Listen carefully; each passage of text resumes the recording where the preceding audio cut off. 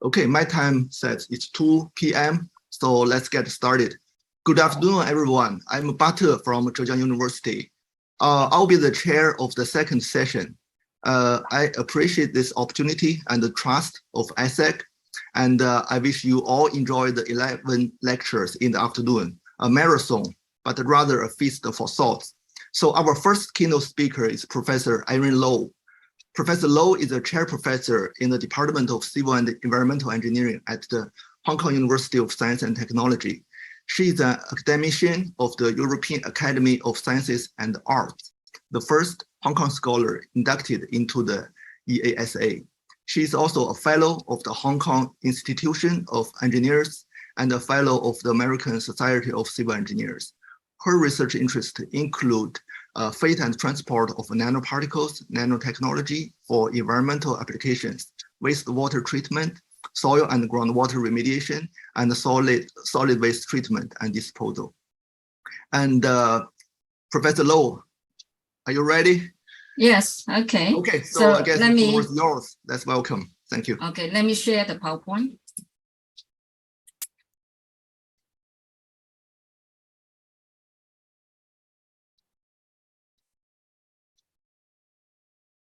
All right, okay, I guess you can see the PowerPoint, right? Now, today I'm glad to share with you our recent research. As some of you might know that I have been working on the site remediation for over 30 years. And most of the time when I give a talk, I will share the experimental findings, some of the full-scale study, and also the consultancy work. But this time is different.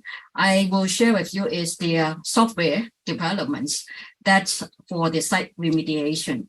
And the title of my talk today is the developments of an evaluation tool, that is the software, for the selection of potential remediation technology for contaminated site by a two-tiered approach. Okay, so actually, I want to do this research for many years, but just think that it might be too difficult to do. Although I have a rich experience in the soil remediation, but coming to the software, that will be something more difficult for me. But just in a case, and then I got the opportunity. So this project, actually, I have to acknowledge the funding agents. The project is a big project. It is about 40 million RMB, and it covers many units and 10 participating units working on this huge project. And I'm just one of them. And then my duty for this project is to develop software, or what we say evaluation tool, for the selection of the site remediation technology. Okay. Now, the project start in the end, almost very end, November of 2019. And it is a 4 years project that will be end by the November of 2023. So I just report today is the part of the work. It hasn't finished yet, but then I would like to share with you our current the results. Now, as you might all know that for the site remediations, and we usually follow these 4 steps. The first one, if you suspect the site which is contaminated, then we have to do the site appraisal, and then have the design for the site investigation. And then when we really think that the site might be contaminated, then the next step to do is to conduct the site investigation in full scales. And it is time consuming, and also it is costing. And then after the site investigation, usually we will determine whether or not the site exceeds soil and groundwater contamination, perhaps based on the standard soil and groundwater standard, or based on the risk assessment, then we can tell whether we should clean up the site or not. If the answer is yes, then we have to propose the appropriate treatment technologies and carry out the work until it finish the remediation and meet the standard. Okay, so, but then during this process, when we talk about the remediation technology, whether it is appropriate or not, sometimes depends on the experience of the engineers, what technology they want to choose, and also sometimes based on their preference of the technologies. Just like Hong Kong, some technologies, actually we have a high preference, and then most of the time we like to use it just because we are very familiar with these technologies, but doesn't mean that it is the most suitable technology. It may be potential or appropriate technology, but may not be the most suitable technology we can use. And then for these reasons, and I have the motivation, right, to develop a software, right, to guide, right, the selection of their technology. And then I search whether there's any available the software available in the market.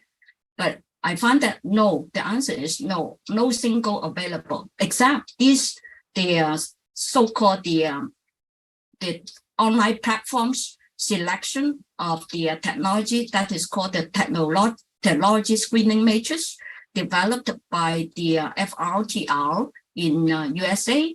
But then these platforms actually is quite general. I would say rather rough, because it just requires the user to give the types of the pollutants in a group, say the inorganic pollutants, whether it is a fuel, whether it is a halogenated pollutants, VOC or SVOC, very general type, even not specifically to their contaminants. Because of this, right, we all know that the specific types of the pollutants, like the physiochemical properties, directly affect the selection of the technology. But if we just insert or input the group of the contaminants, sometimes it will give you a wrong selection of the technology. So for this reason, we think that that kind of initial screening, even too rough, right, for the people to use. Then we develop our own software, and then hopefully it can provide the user a detailed technology evaluation and choosing the most appropriate technologies for use. But other than technologies, nowadays, when we select the remediation, some people may not only just look at the performance of treating the contaminant site. We still have to consider other non-technical aspects, like the duration of the treatment, and then the cost of the treatment, the environmental implications, or even the societal implications. That should be also evaluated. So for these reasons, our software covers the details, technology selection, as well as some of the weighting given to non-technical aspect, depends on the user's preference. So then in developing this software or evaluation tool, and I divided into three major components, right? The first component is related to the contaminants of the potential concern. That means the COPC, that is the pollutants of concerns. And then how many pollutants involved in our software, and we based on the pollutants coverings in Hong Kong, in Macau, and in mainland China, plus the pollutants covers in Netherlands. And the reasons why we use consider the pollutants in Netherlands, just because in Hong Kong, in the old days, we also consider those pollutants in Netherlands for many, many years. And then we think that we should also include in this database. So because of this, the total number of the contaminants be involved in the selections is 250 plus, right, contaminants. It covers the pollutants in heavy belongings to heavy metals, then the BTEX, the polyaromatic hydrocarbons, petroleum hydrocarbons, pesticides, PCB dioxins, and some non-halogenated VOC and SVOC. So it is a big database, and you can see that now for many such a many types of pollutants involved, and then we have to develop the database of each single pollutants, showing their physiochemical or biological properties, because these properties will directly affect the selections of the remediation technologies. So we developed our own database for these 250 contaminants, covering the like absorption coefficients, biodegradability, half-life, vapor pressure, water solubility, boiling points, alternate water partitions, so on and so forth. Because of this, right, database, we already spent a lot of months, right, to develop this kind of database. And then for the pollutants, we won't consider is the radioactive substance, because we think that we may not need this in the technology selection, because of this kind of radioactive substance, usually we have to treat it specially. And other than this, and then we will not consider any pathogenic matters like bacteria, certain kinds of bacteria. So then for these pollutants, 250 pollutants, we have the database, and then the user only need to input is the CASRN identity numbers. And then once they use this standard ID number, then we will find out what kind of pollutants it is. Of course, the user can directly input is the pollutants. Then we will take out those properties of the pollutants for consideration. And then the second component in this software is that the potential remediation technologies involved. We will consider the 23 remediation technologies at this stage. They are basically proven and mature technologies. The reasons and also have been applied for full scale for a number of years. And these technologies could be the in situ technology, could be the ex situ technology, and then cover the unsaturated and saturated zone. So we only consider the mature technology. For some of the technologies under development or under this research stage, we will not consider. And then also two technologies involved is only considered as temporary technologies. And when there's no other suitable technologies to be used at this stage, then we will suggest to use a physical barrier to confine the site so that the pollutants will not spread out. Or if there's no other suitable technologies for your particular site, and then we will suggest to take out the soil and dispose in landfill for the last resort. And then altogether, there's 23 technologies, including in situ and ex situ technologies. Now, for the in situ technologies, some are good for the treating the pollutants in unsaturated zone. Some are good for treating the pollutants in saturated zone. But for the ex situ technologies, we take out the soil, basically from the soil in the unsaturated zone for the above ground treatments. So then the technologies for selection must have the criteria. Some criteria we should use so that we can exclude the unsuitable technologies from the selection.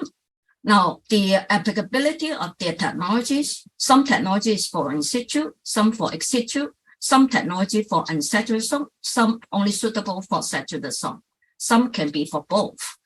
And then some technology only suitable for certain types of their pollutants, like cement solidification stabilization is only for heavy metal mainly. Of course, occasionally it may be suitable for organics, but it is really rare. And for some the thermal desorption, it is suitable for most of the organic, but it may not be cost effective. For phytoremediation, it is suitable for inorganic pollutants, but not all the pollutants. So that is the criteria we have to develop for the expert system to tell the system that if you have certain technologies or certain pollutants, some technologies shouldn't be considered. And also some technology actually is only suitable for certain kinds of properties of the pollutants. For example, if we want to use soil vapor extraction by venting, the vapor pressure of the pollutants is a must. High vapor pressure showing it is volatile pollutants is needed. If we want to use biopowers using bacteria to degrade their pollutants, then the pollutants must be biodegradable. So some factors or parameters we need, right, relating to their properties of their pollutants that can help us to select their technology. And then if we choose in situ technologies for unsaturated zone, their soil condition is very important, right? Site setting, like the depth of the groundwater tables, and then the depth of the pollutants in groundwater, above the groundwater, soil pH, temperature, moisture content, air permeabilities, the type of the soil, and whether there's some other unfavorable contaminants present in the site, which might affect or interfere the technologies. So this is related to the site-specific soil conditions. If we choose the in situ technology for the hydrological condition, then we have some other parameters to be considered. So then other than technological factors, and then we also incorporate long performance or long technical factors into the selection of the technology, such as the treatment cost, the treatment duration, environmental consideration, like any impact on air, any impact on water, on soils, that kinds of, even the carbon footprints, energy consumptions, all relate to the environmental consideration. And social consideration, whether this is a well-received technology, friendly technologies, and also some of the economical consideration, not the capital cost, but it is related to the present value, net present value of the land. And then we develop this, okay, based on many study of the reports, literatures, we come up relative factors for this kind of non-technical criteria. So then let me show you the tier 1 and tier 2 approach. Tier 1, basically, the user, right, input 3 things. Then based on the factors of the technologies, the factors of the pollutants properties, then we will provide the preliminary list of the potential remediation technology for consideration. So what we say, this tier 1 is an initial screening. Very small amount of input will give you a list of the potential technologies for consideration.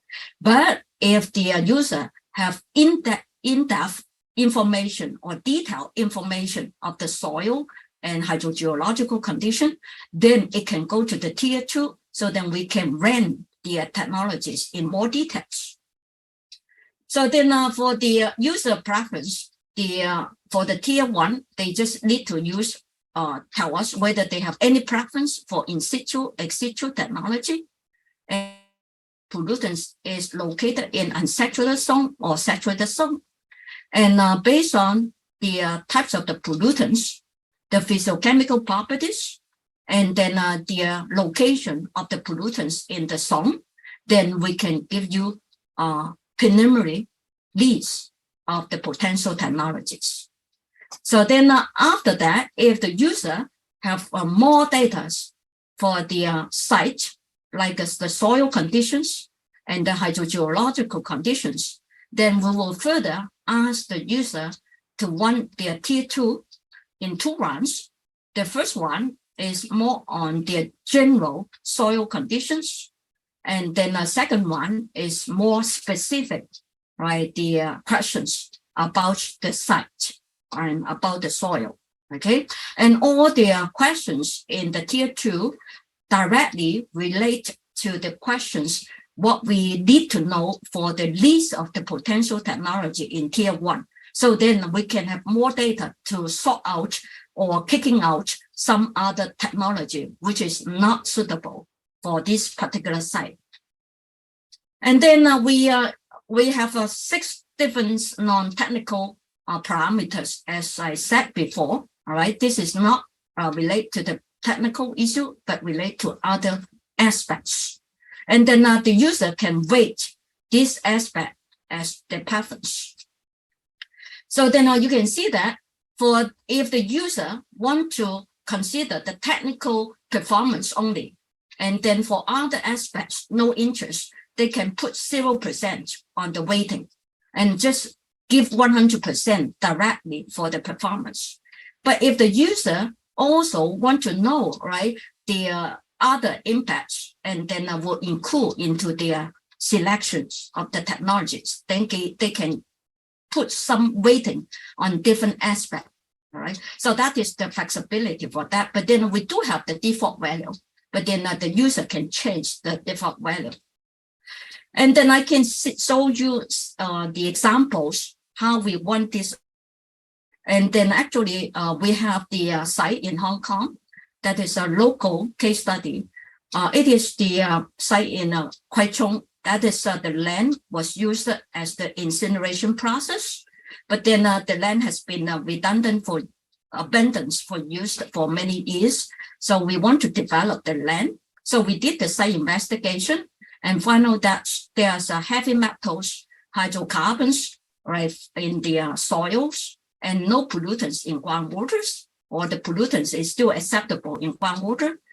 And then the soil is mainly sandy soil, water shallows, groundwater tables less than 5 meters.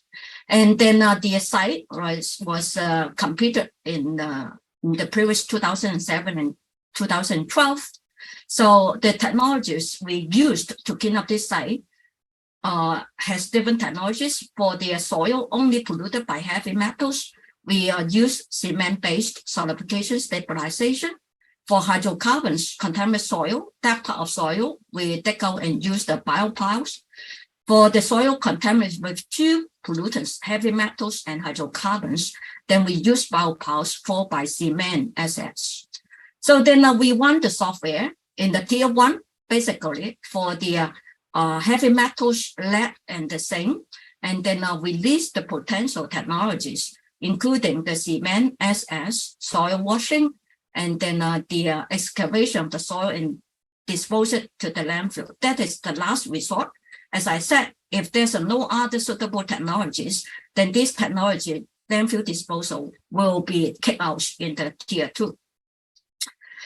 And then in the tier 2, we based on the list of technologies, then we further ask the questions relate to the soil washing and then cement SS, such as the amount of the soil to be treated, and also the soil condition like the silt and clay content, because it will affect the solidification, stabilization, and also soil washing, and also the soil sulfate contents in the soil, because a higher sulfate contents usually will deteriorate the solidification and stabilization process. So then we also using the default weighting for the technologies. So as a result, we find that in the tier 2, the most suitable technologies to be used based on these 6 aspects.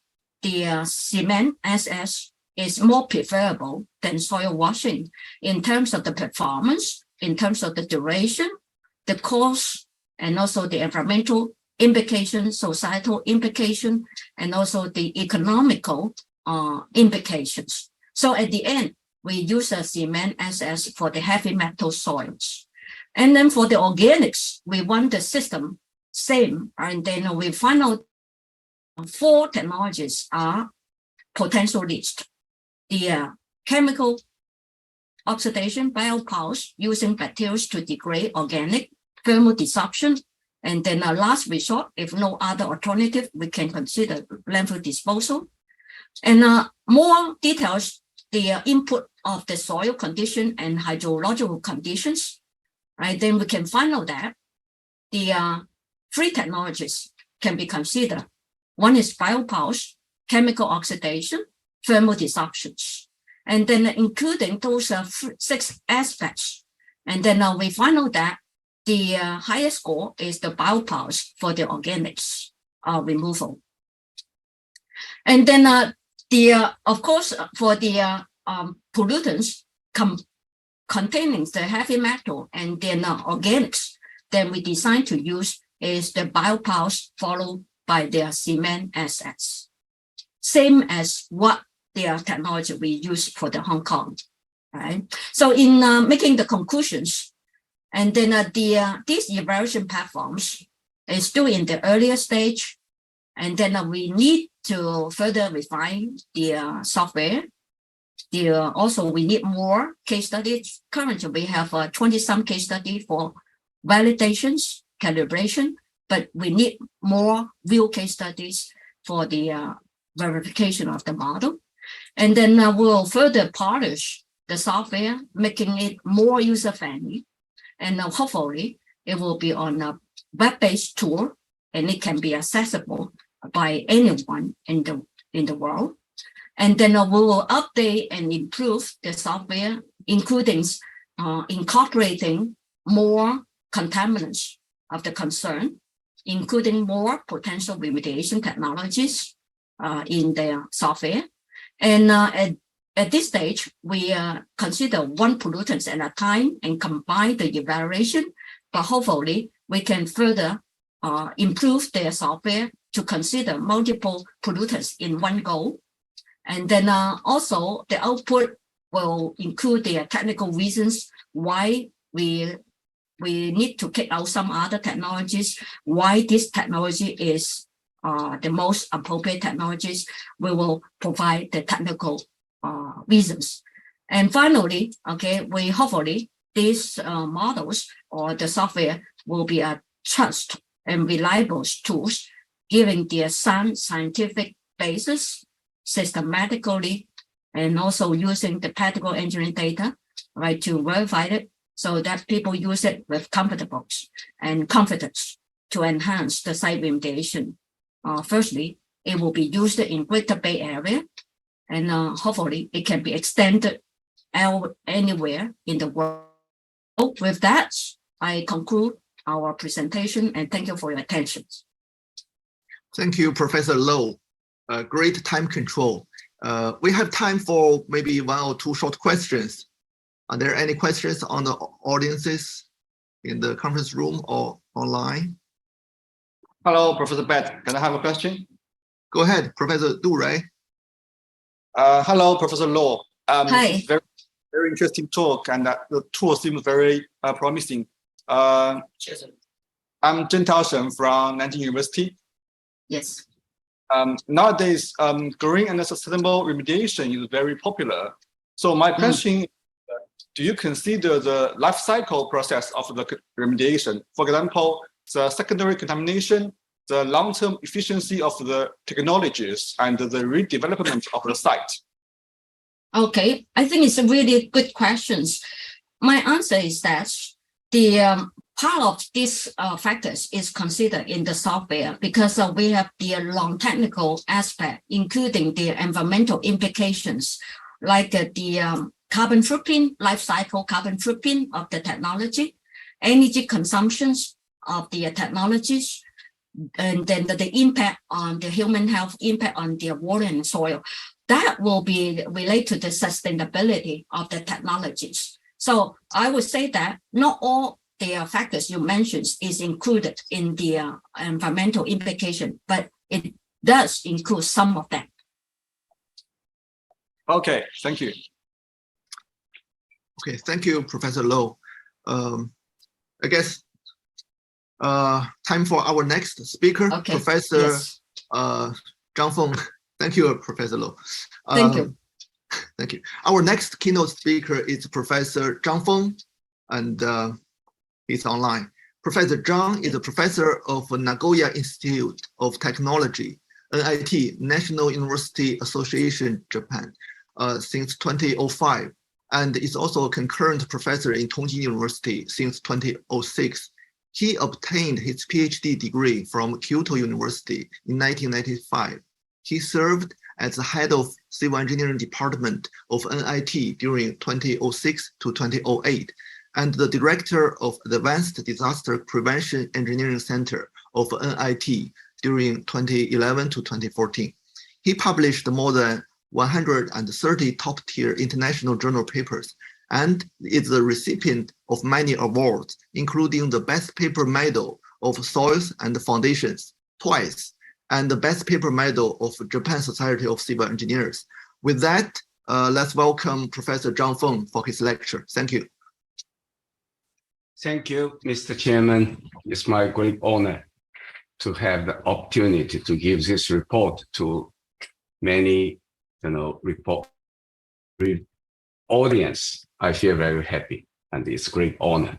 So because I only have 30 minutes and have also 85 slides, I should move very quickly. And just to give a very, what we can say, a brief introduction to this research, because this cost me more than 10 years and the project is still on the ways. I just report some basic feature of the research and hope you can enjoy it. Okay, I should.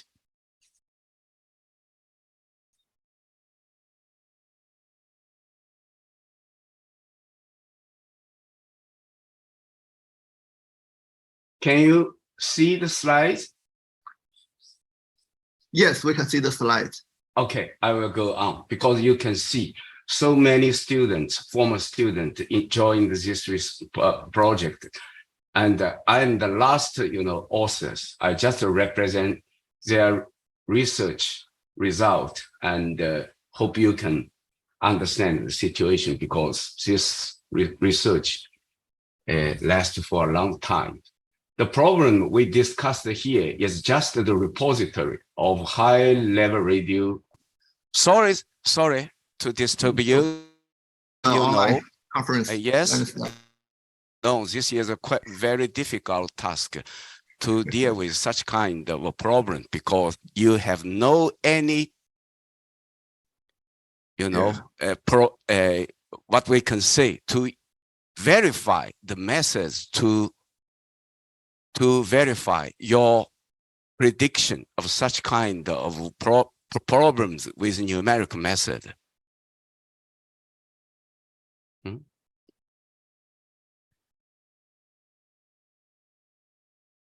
So this is a quite, difficult question, not only related to heat, but also to the hydraulic, air, and the mechanical behavior. So and also the chemical. So what we can say is that this is a typical THMC coupling process. And if you want to evaluate the long-term stability of geological repository of such kind of materials, we have to solve at least the following 4 problems. One is the element behavior of artificial natural barrier by sophisticated laboratory test. Here I say the sophisticated laboratory. Need a very high precision. The second is the rational constitutive model for geomaterial. This is also the base for the numerical analysis. Otherwise, the numerical analysis is just a simulation, a mimic one, not the real your calculation. The third one is the field equation for THMC coupling B boundary variable. This is quite simple because this is just a mathematical problem, and you can find many the field equations, but basically they are the same. So the only thing different is the way to solve the nonlinear problems, because all the constitutive model has different schemes too. So that's why we sometimes need to special field equation, not for field equation, just for the discrete method. The 4 is the verification by limited available laboratory field test in limited time span, because we don't have long spans evidence to show which one is the best or better, or the prediction is, right. Therefore, based on this viewpoint, we start our research. The first one is the thermoelastoviscoplastic model for saturate. unsaturated geomaterials. It is a quite institutive model. I can show you. The verification by the triaxial creep test on green tuff. Japan, we call the Tagestone and green tuff. To show you the test programs and some test results. This is a PC controlled compression and creep tests located in my laboratory. The sample is a typical green tuff in northeast Japan's, and we cut off the bulk samples and don't let the sample evaporate and put in the waters and directly send to my laboratories. And all the preparation of the samples are within the wetted conditions to avoid any unsaturation. And this is a test program. The sample was tested under the different temperature, 20, 40, 60, 80 degrees, and different confining stress of 0.5 megapascal, 1 megapascal, and 1.5 megapascals. And also because we need the strain controlled condition and stress controlled conditions, because we should conduct the compression and the creep tests all in the same conditions. And the constitutive model, I don't have enough times to describe it, but just concept of the constitutive model, because this one is a thermo-elasto-viscoplastic model. That means the temperature has the effect. So in order to satisfy the first and the second, thermodynamics, the model is only introduced apparent stress that link the strain by stress and the strain by thermal expansion together.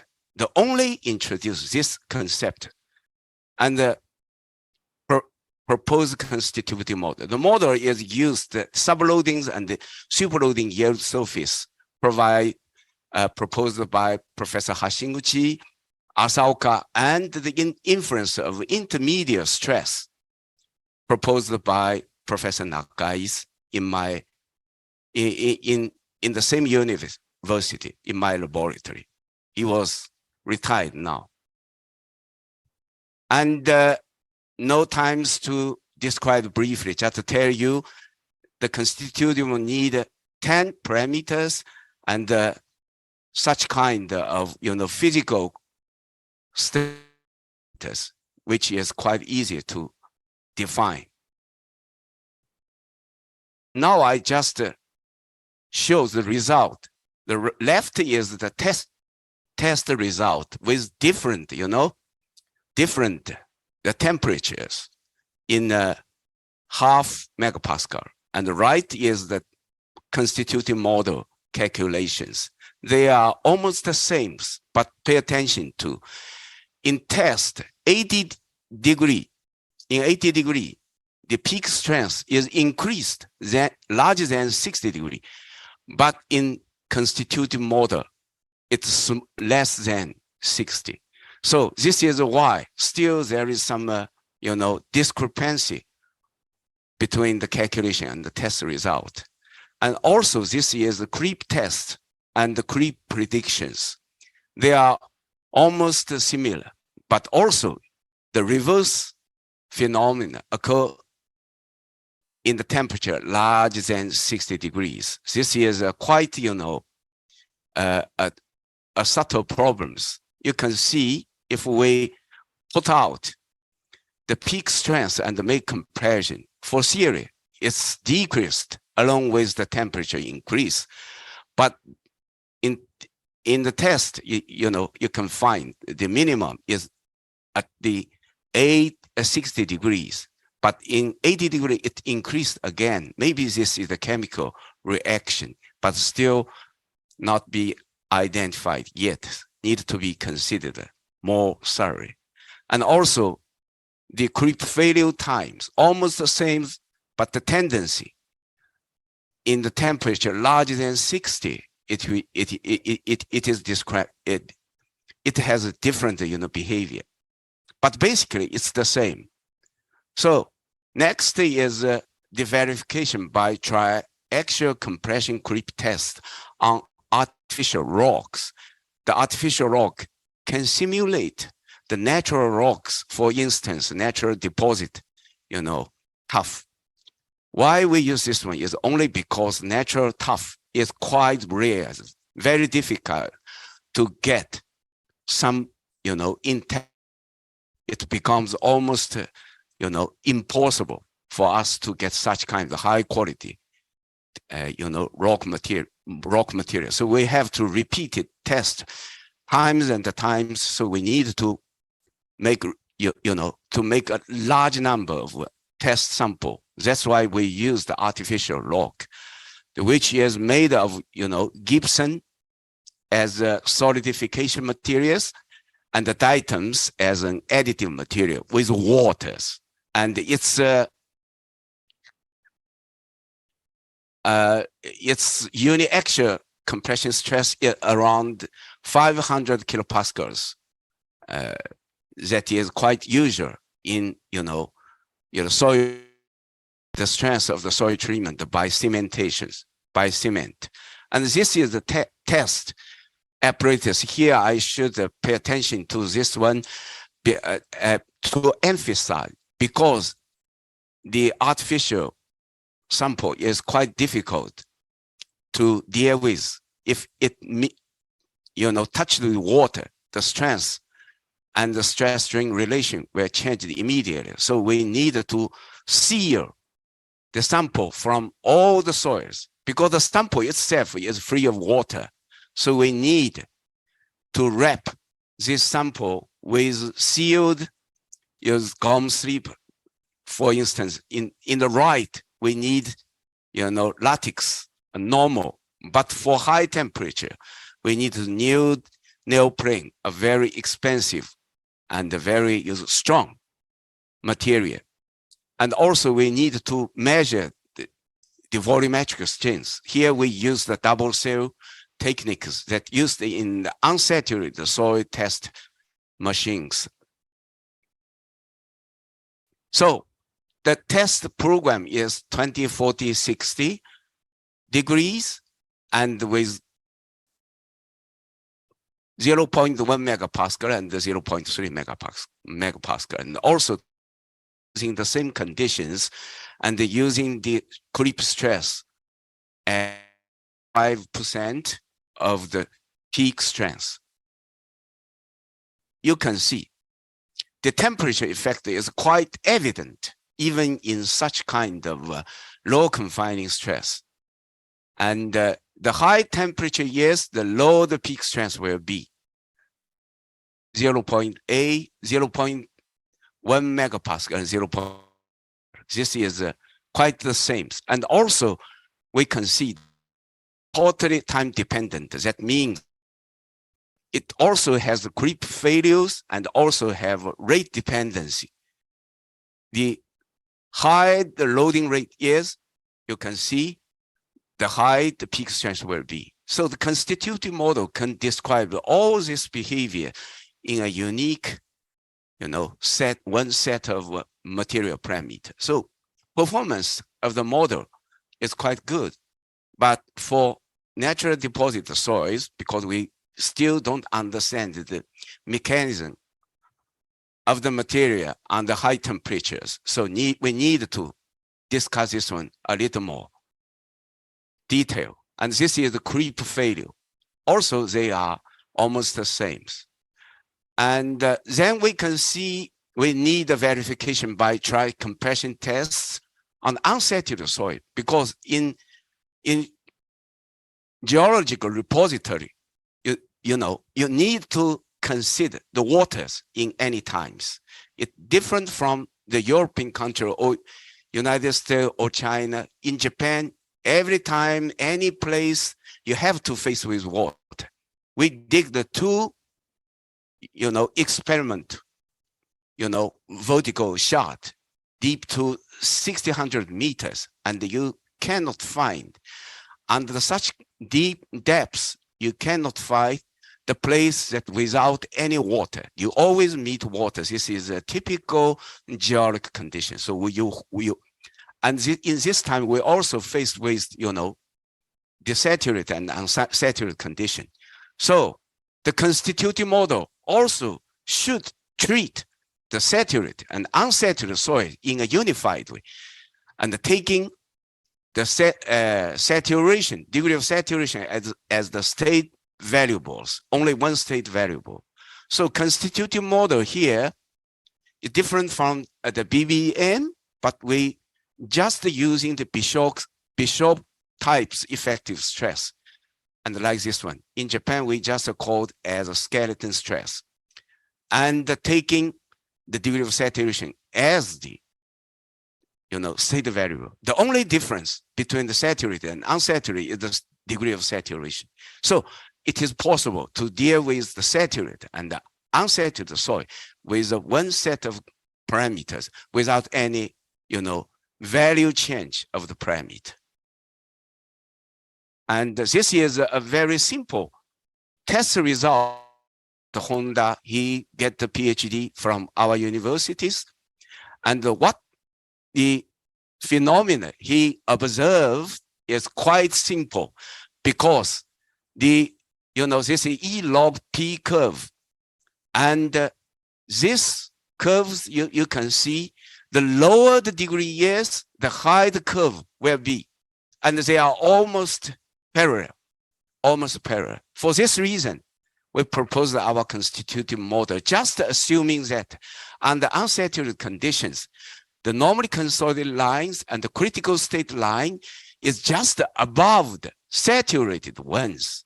And there is a distance, the difference of the void ratio between saturated and unsaturated, and take this difference as the state variable. Be careful. The state variable is only depend on its value, not depend on its history.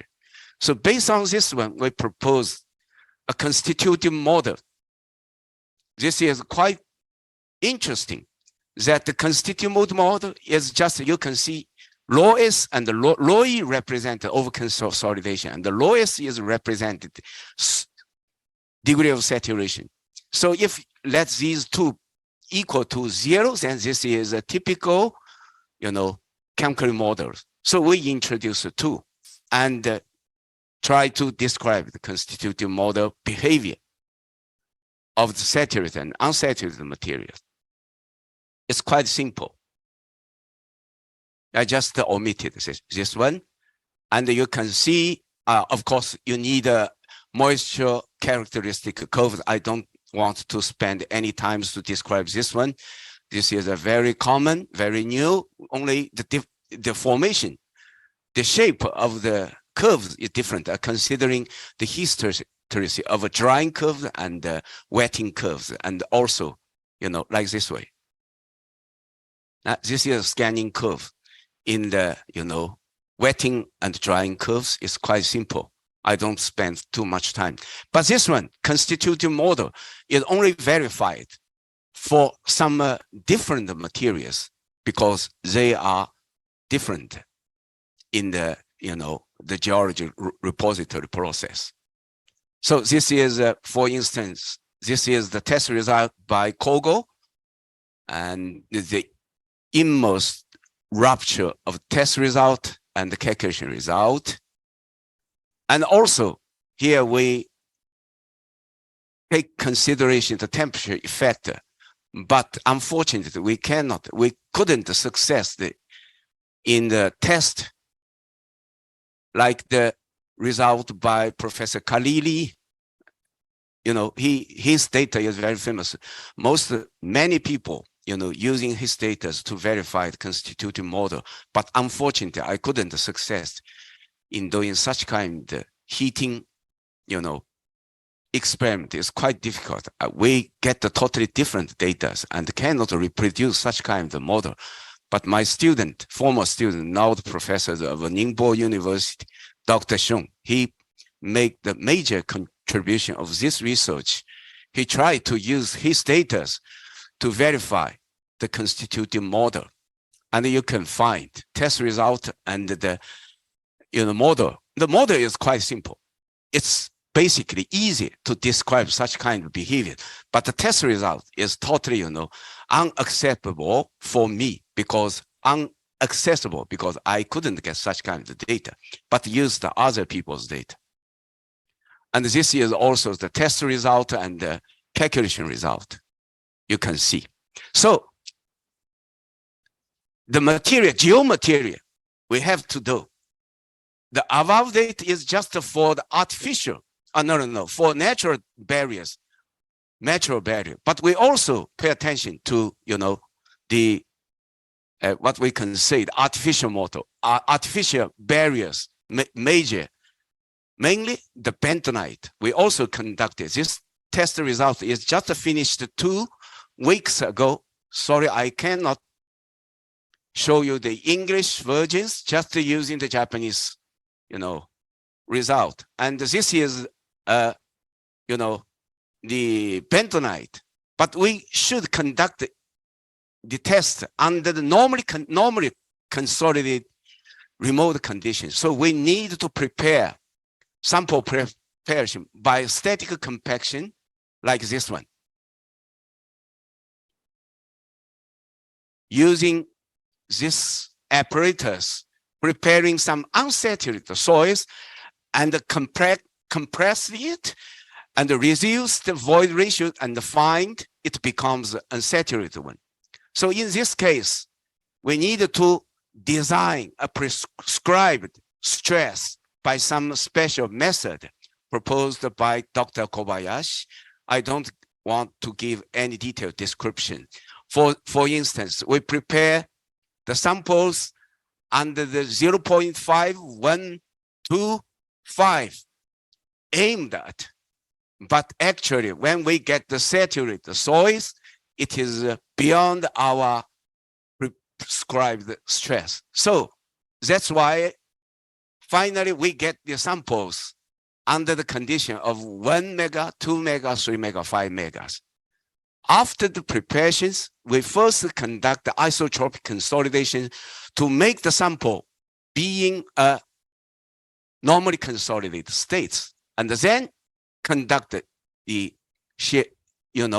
triaxial compression test.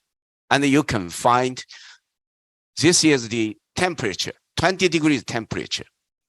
And you can find the confining stress density. Of course, it's a totally, almost familiar for us. But very interesting is that for low confining stress, the effective stress path is just looks like what say in the critical state soil mechanics for normally consolidated remote clays.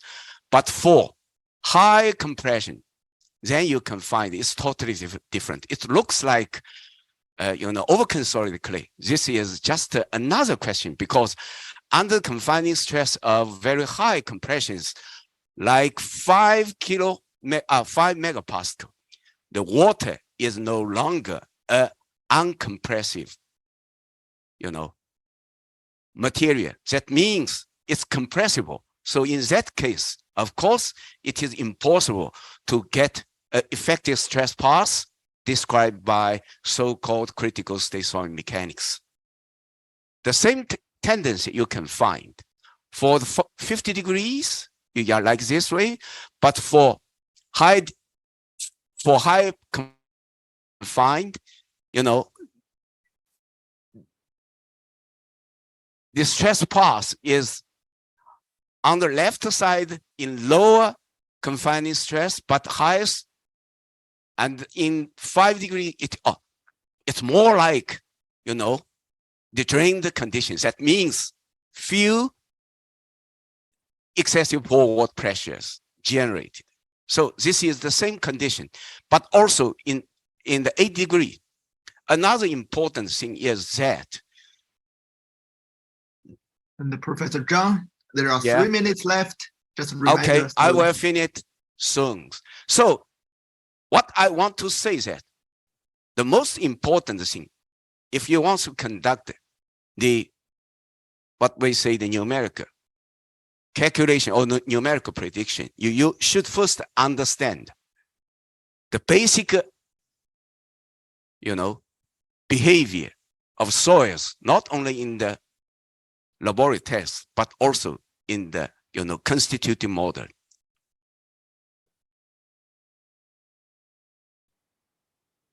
Then you can see this is a field equation for thermodynamic mechanical coupling analysis. You need, field equations like conservative equation for phase, the water, air, solid, and also the field equations for, static loading, for dynamic loading, solid, liquid, and consistency equation like this one. So I just pass through. And finally, just based on these test, constitutive model, field equations, and some numerical calculation with full coupling of THM and C. This is some heating test. These tests were not conducted by me, just by Professor Gaines in his Lanking lectures. All the people can find his result, very fascinating. I used his test using the THM analysis, very tedious. And finally, we conducted the heating test on unsaturated and saturated geomaterials, also conducted by, the Monitz in 2006. There is totally different, this is the, some element behaviors. The element become, firstly, it's saturated and then become unsaturated and finally saturated again. Because, the bentonite is unsaturated.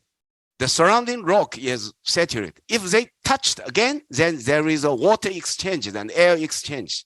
So such kind of repeated saturated, unsaturated behaviors can be well described by such kind of unified,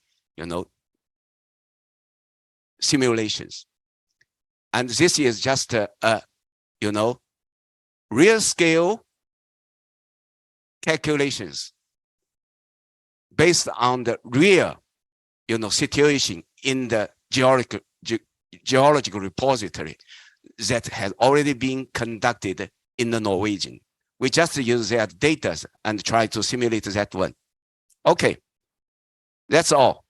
Because the simulation and the field equation is not my main, subject in my report.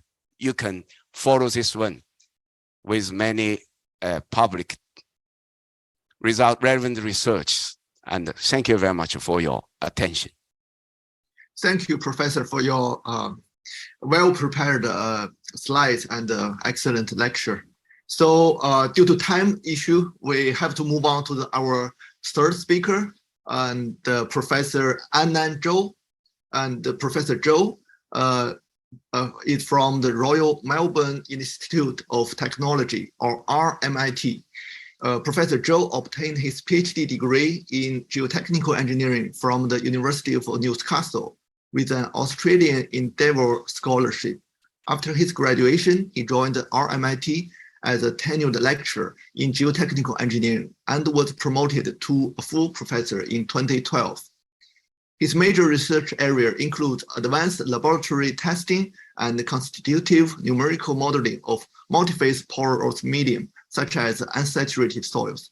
As a chief investigator, he secured over 3.5 million national competitive research grants in the past 10 years and published over 250 journal papers, and with a Scopus H index of 45. In 2022, he was awarded the prestigious John Booker Medal by Australian Academy of Science to recognize his outstanding research in soil mechanics. Now, with that said, the floor is yours, Professor Zhou. Let's welcome.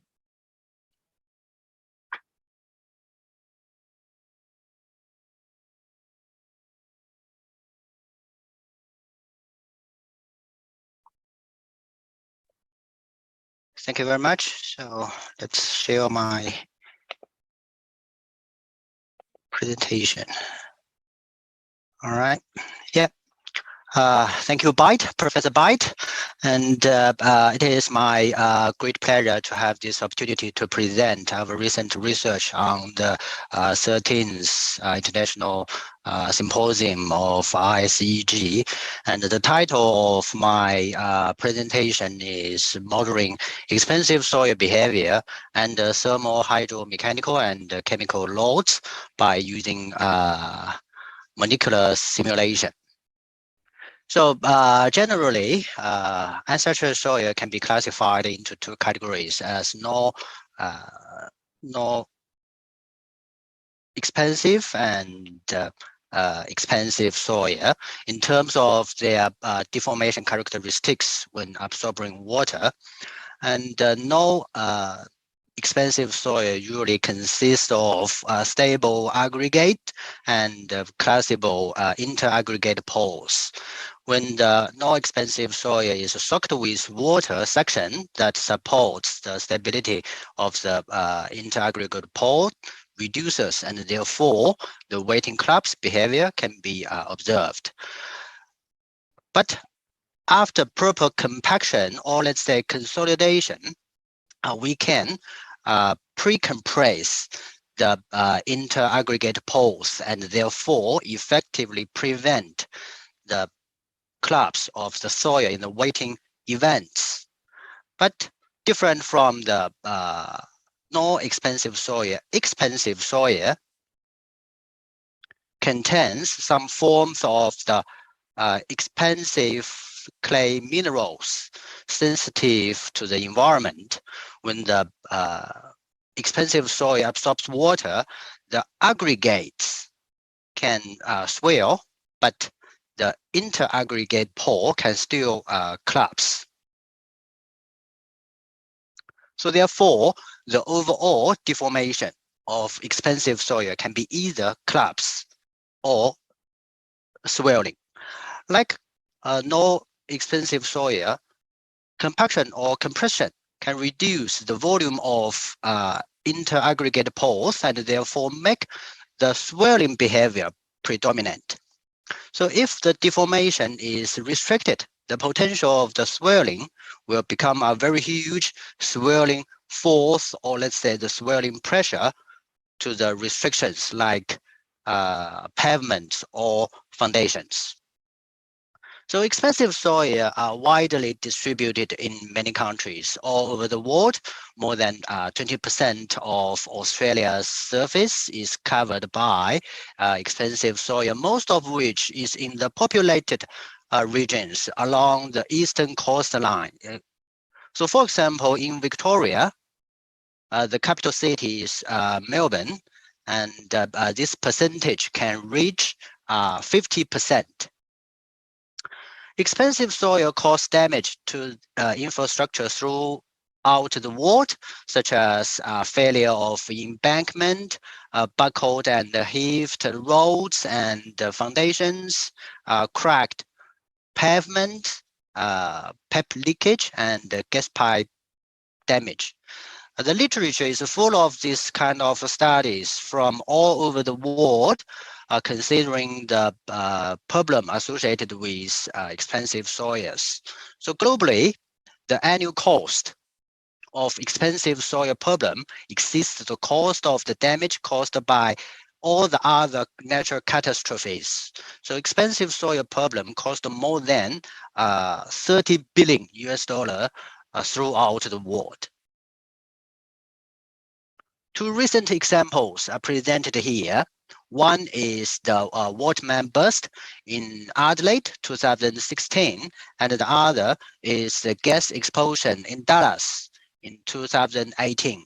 The forensic reports for these two cases both identify expensive soil, or let's say reactive soil, as the key cause of the accidents. On the other hand, the swelling potential of expensive clay mineral due to water absorption can be utilized in many engineering applications. So for example, bentonite expensive clay consists mostly of montmorillite, has been widely employed as a buffering material for constructing clay barrier system for radioactive waste disposal and landfill. In 2018, a worldwide production of bentonite was 20.4 million tons, leading to a global market of about $2 billion.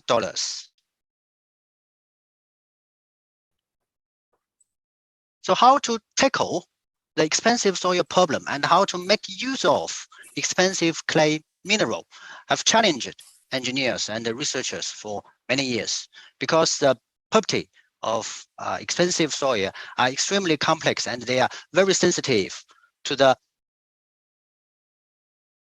many internal and external factors. So the key internal factors include mineral types, interlayer cations, and microstructures.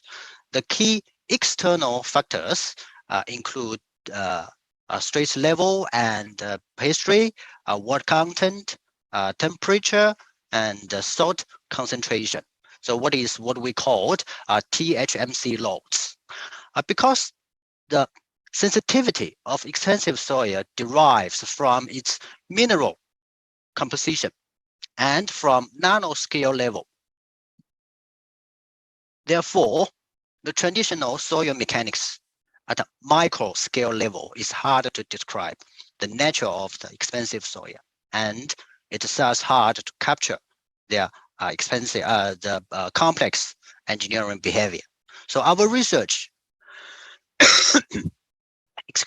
our research aims to provide deep understanding and a practical model for expensive soil at a nanoscale by using molecular simulation. The understanding and the molecular model can be used as a foundation to build up a scale-up model at a meso scale and micro scale. All right, my presentation will cover the following three key aspects. So first, I will talk about how to mimic the swirling pressure of expensive soil by using improved molecular dynamic approach combining DDL method, diffuse double layer method. Then I will focus on revealing the crucial effect of temperature and salinization on swirling behavior of expensive soil. On the last point, I will discuss the stabilization mechanism of cement stabilized extensive soil through molecular simulation and nanoscale analysis. So now let's start with the first point, molecular swirling pressure model.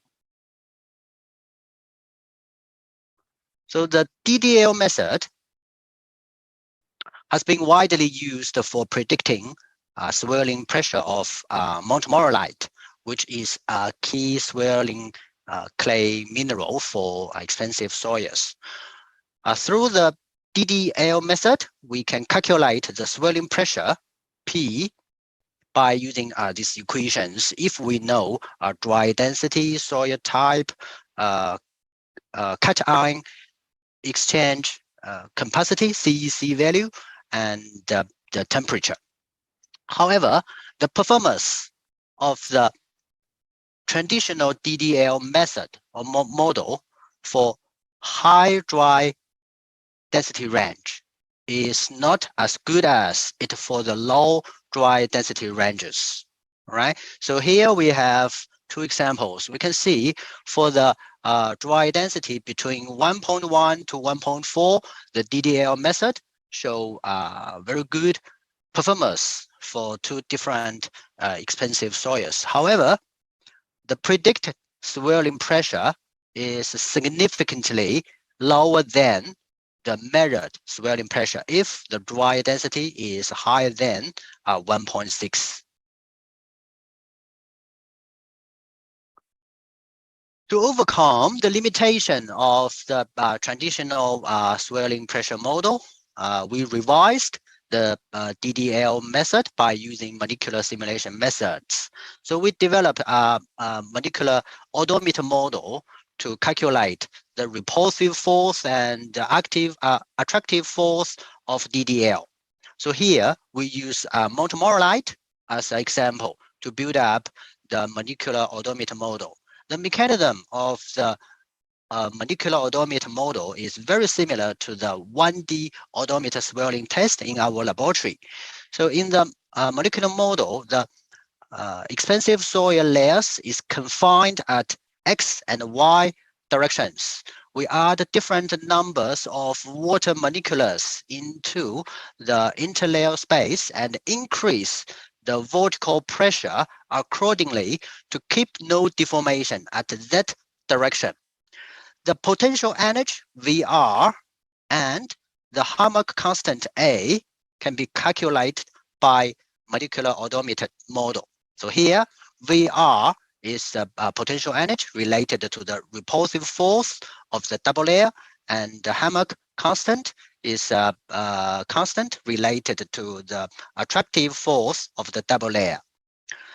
We can include these two parameters, or let's say two constants, calculated by using the molecular odometer model into the traditional DDL model equations to calculate the swirling pressure. By using the MD enhanced, MD that is the molecular dynamic model, MD enhanced DDL model, we can quickly predict the swirling pressure of expansive soil at a given water content, dry density, CEC value, and soil type. So here we validate and compare the performance of our model with the traditional DDL model. So we select three kinds of expansive soil to validate the model. As we can see in these three figures, the performance of our model is better than the traditional DDL model, particularly for the high density ranges.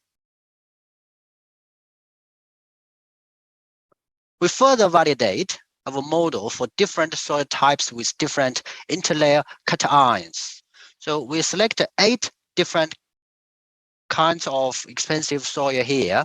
So different interlayer cations, CEC values, and montomorolite contents are involved.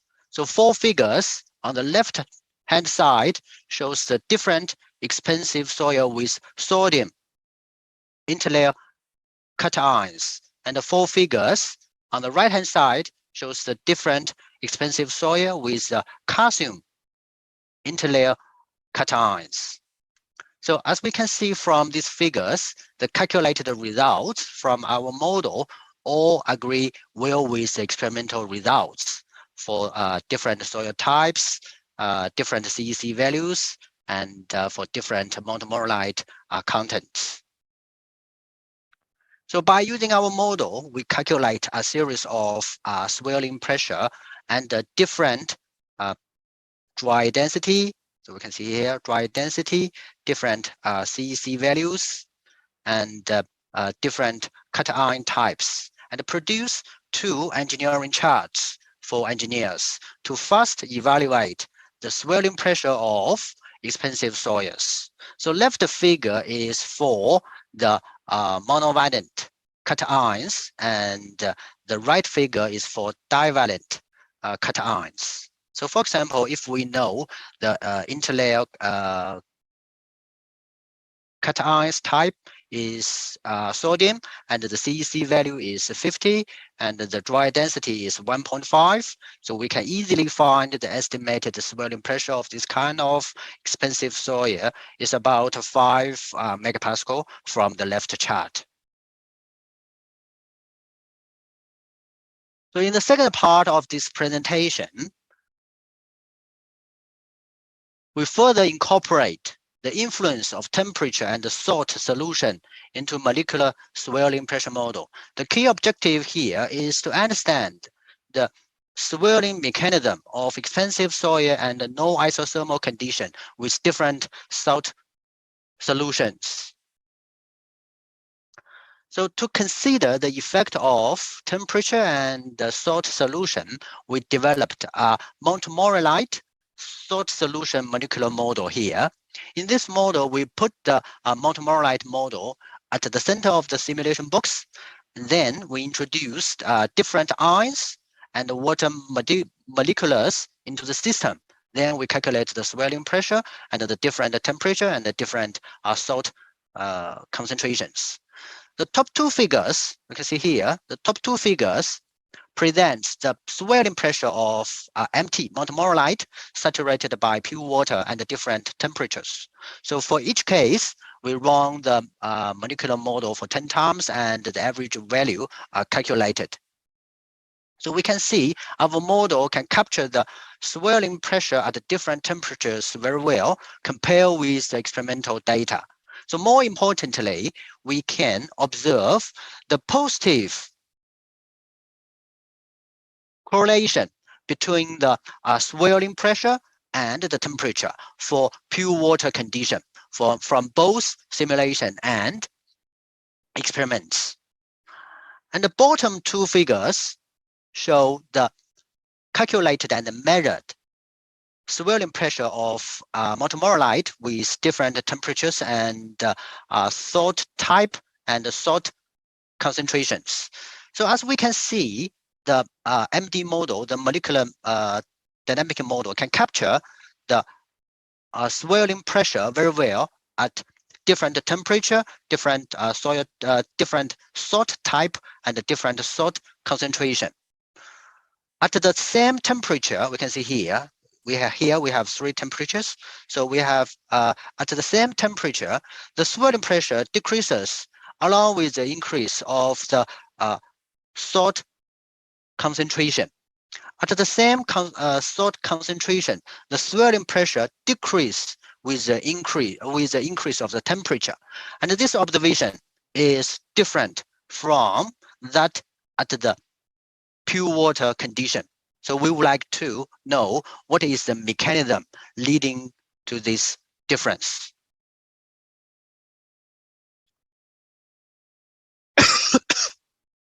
We use the MD model to simulate the variation of swelling pressure of Montmorillonite over a wide range of temperature and salt concentrations. The result of the sodium chloride sample are shown here. As the salt concentration increase, so the relationship between the swelling pressure and the temperature clearly change from positive to negative. So here we divide the swelling pressure temperature plot into three correlation zones. So we have in zone 1, the salt concentration is low, including pure water, there is no salt. So the swelling pressure increase with the increase of temperature. In zone 2, the salt concentration is in a middle range. So we can see this pink area.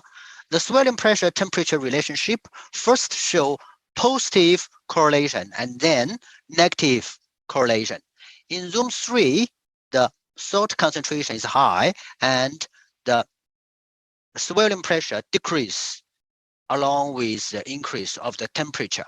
In the transition zone, zone 2, we can have a critical temperature line by connecting all the turning points at each salt concentration value.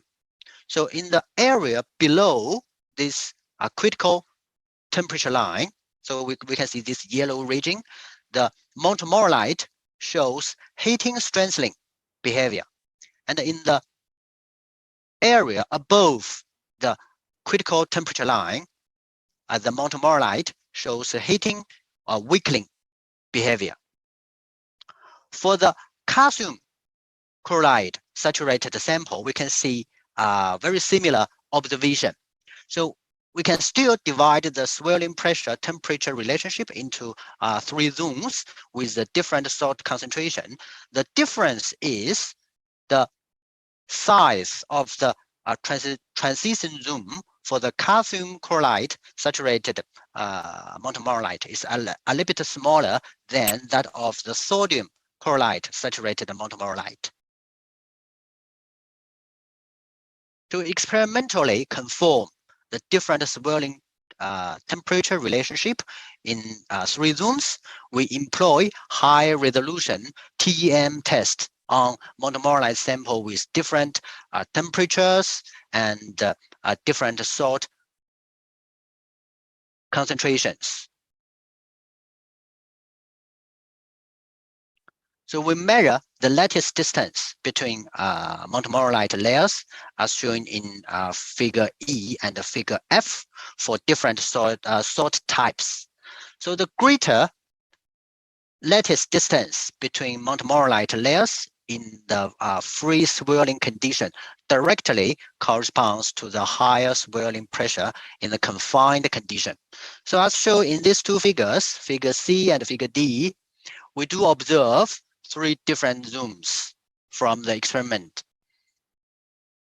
In zone 1, rising temperature enhanced the swelling of the montomorolite layers. In zone 2, the correlation between lattice distance and temperature changes from positive to negative. In zone 3, the increase of temperature weakens the swelling of the montomorolite layers. This microscopic observation show good agreement with molecular simulation results.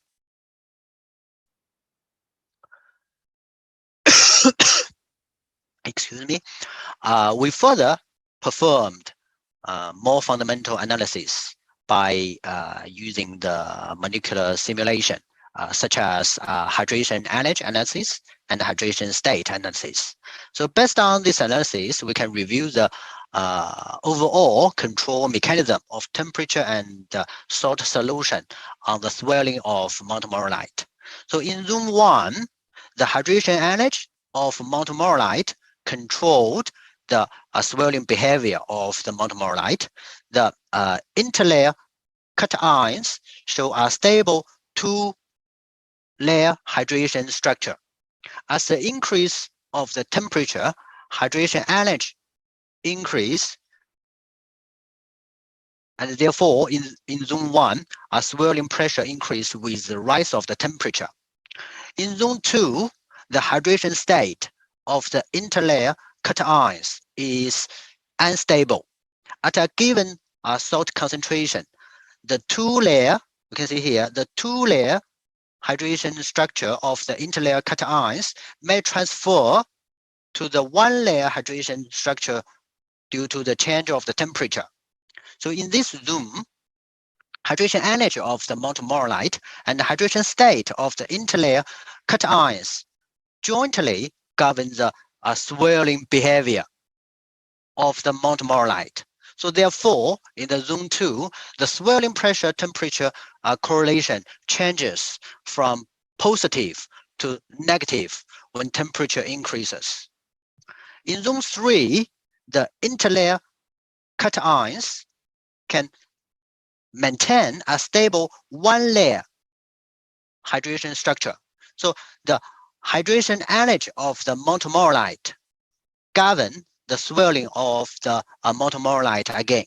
With the increase of the temperature, in the zone 3, the hydration energy of montomorolite decreases. So therefore, the swirling pressure decreases with the rise of the temperature. All right, to prevent the damage caused by expensive soil, some chemical treatment are widely used, like cement and lime, to evaluate the efficiency of the same on stabilizing the expensive soil and understand the stabilization mechanism of 4 types of cement stabilized montomorolite molecular model with the different interlayer cations and surface charges are studied here.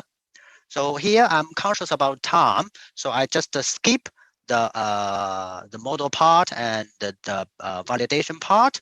So we just directly go to the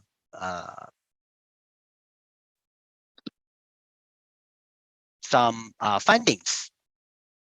So we can see here the natural expensive clay layer can have different surface charge densities. So we use our model to calculate the volume change and the different surface charge and water content conditions. So we can see here the y-axis is water molecular number, and the x-axis is the surface charge. All right, and the water molecular number represents the total amount of water added into the cement stabilized expensive soil system, and the surface charge represent the amount of the charge of the montomorolite surface. Right. In these figures, the color variation represent the variation of the volume change. So the red area means high swelling volume, and the green area means low volume change, and the blue area means the negative swelling. So at the same amount of the cement, as we can see, the potassium, calcium, and magnesium-based montomorolite has more green and light blue areas, which means the volume stability of these samples are better than the sodium-based expensive soils after cement stabilization. Professor Zhou, we have 1 minute left. Sorry for the interruption. That's fine. And so I will just skip this and just come to the final conclusion about this part. So based on the nanoscale analysis, so we can find the volume change of the cement stabilized montomorolite not only depend on the water absorption capacity of the montomorolite, but also related to the interface energy of the cement montomorolite interface and the competitive water absorption between the CSH and montomorolite. All right, and the final concluding remarks. So we propose a series of molecular expensive soil models to understand and reproduce how the conveying pressure, dry density, and mineral type, salt solution, temperature influence the swelling pressure of the expensive soil. And we also study the temperature and salinization, how the temperature and the salt solution influence the swelling behavior of the expensive soil. And also we study the stabilization mechanism for the cement stabilized expensive soil by using molecular simulations. All right, so that's all. All right. Thank you very much. Thank you, Professor Zhou, for sharing with us the state-of-the-art study. Due to time constraint, let's move on to the next speaker, Joe Kortnick. Professor Kortnick obtained a PhD degree in mining in 1992. Since 1995, he has been employed at the University of Ljubljana Faculty of Natural Sciences and Engineering from 2004 as assistant professor, and from 2020 as an associate professor. From 2008 and to 2016, he was the head of the chair of mineral processing, ore dressing, and waste recycling. He is highly considered as a mining and environmental expert on urban mining issues. 25 years experience in planning of underground dimension stones exploitation, MSW landfill designing, and upgrading of gas collection systems. And if my memory is correct, I believe Professor Kortnick visited Hangzhou in 2018 for a conference there. So with that, I guess time is precious. I'll leave the time to Professor Kortnick. The floor is yours, Professor. Good morning, good afternoon, and good evening. and ni hao. Ladies and gentlemen, dear friends, colleagues, I would like first to thank you for invitation and opportunities to share my presentation with you today. I also to thank you, the chairman, Professor Bet, and also the members of Scientific and Execution Board of Society, ISEG Society.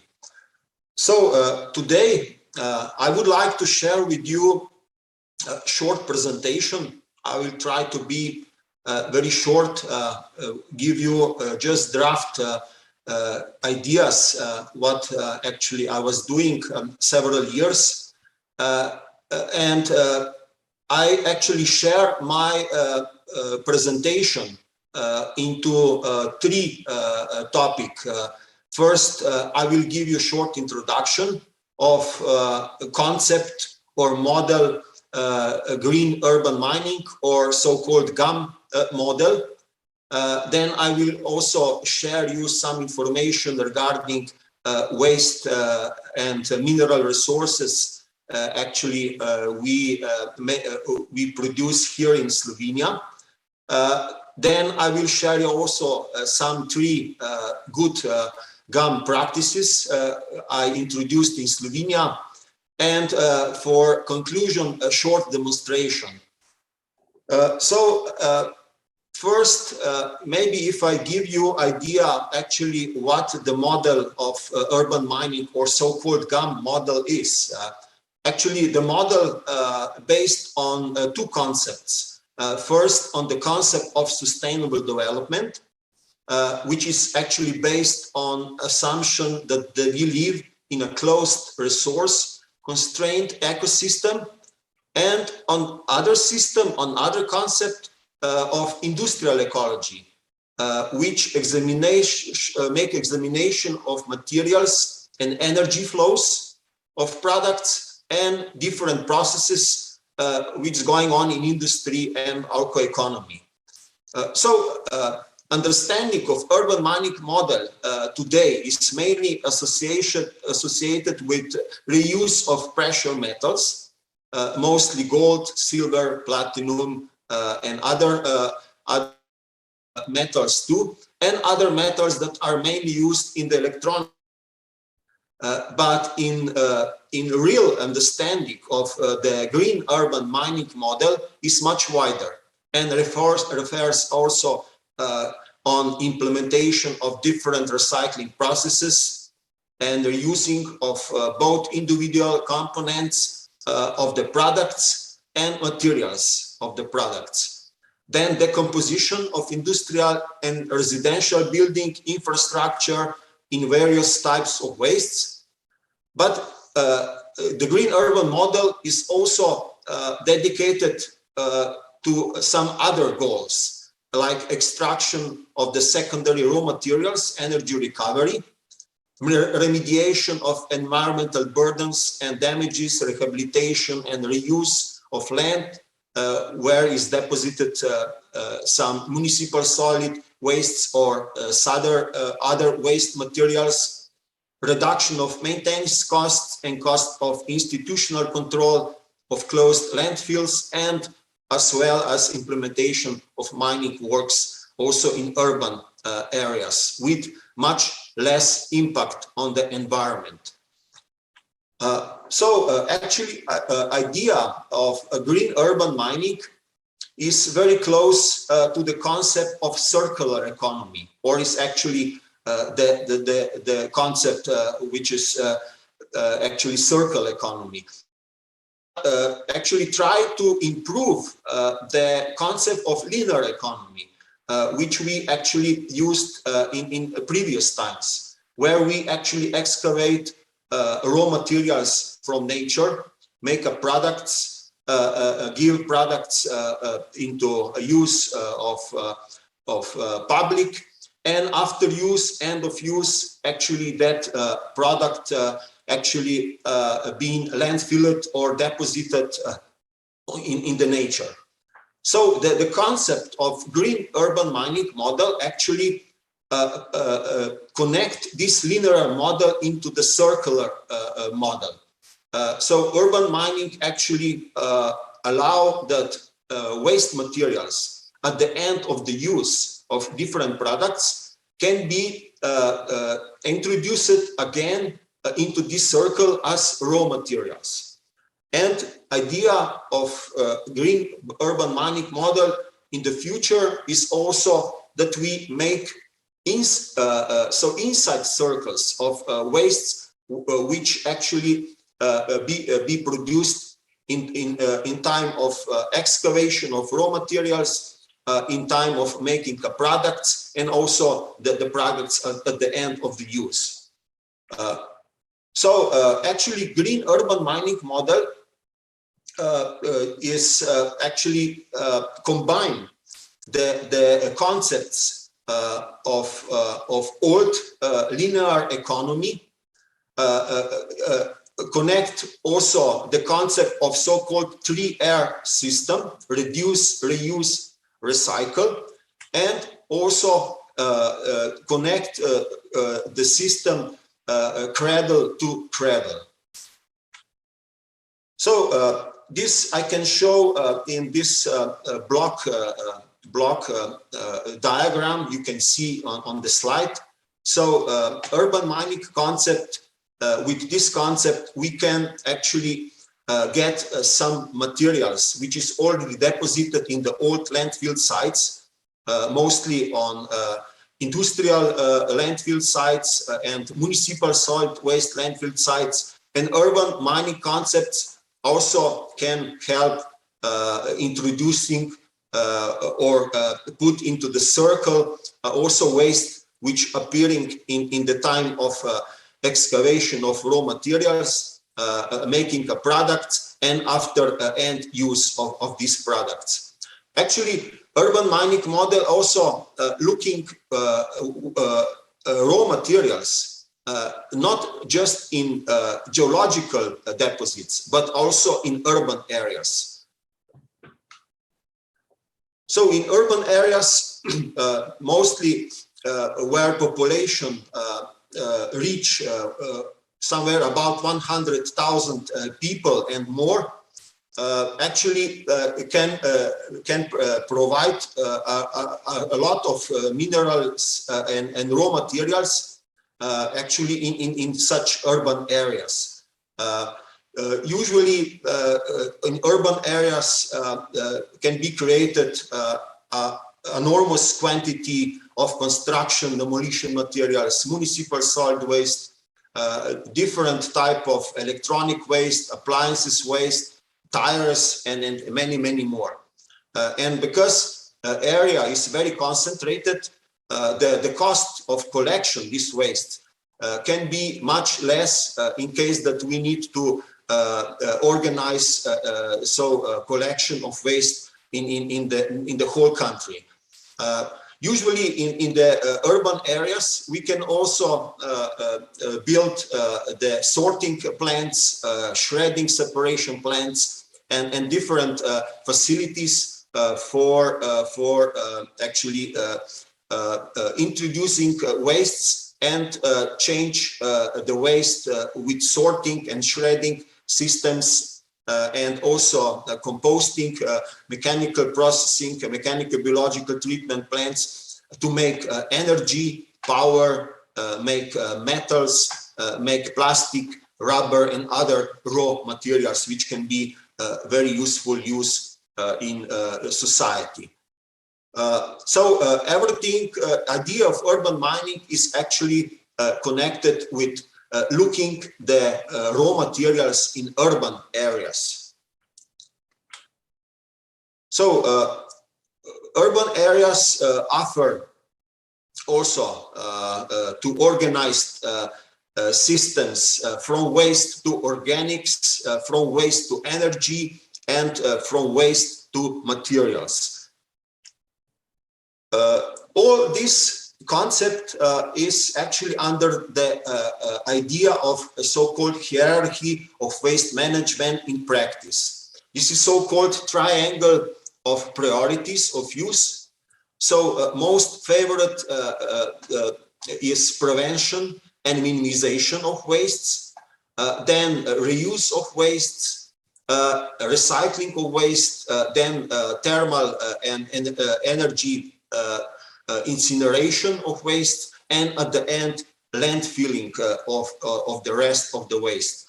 Actually, this technology now tried to be actually prevented, not to use in full scale, because in case of that disposal is not the basic and topic technology, we actually start using idea of so-called zero waste system or model, where actually we trying to make inside circle and actually at the end not to landfill wastes on the landfill sites.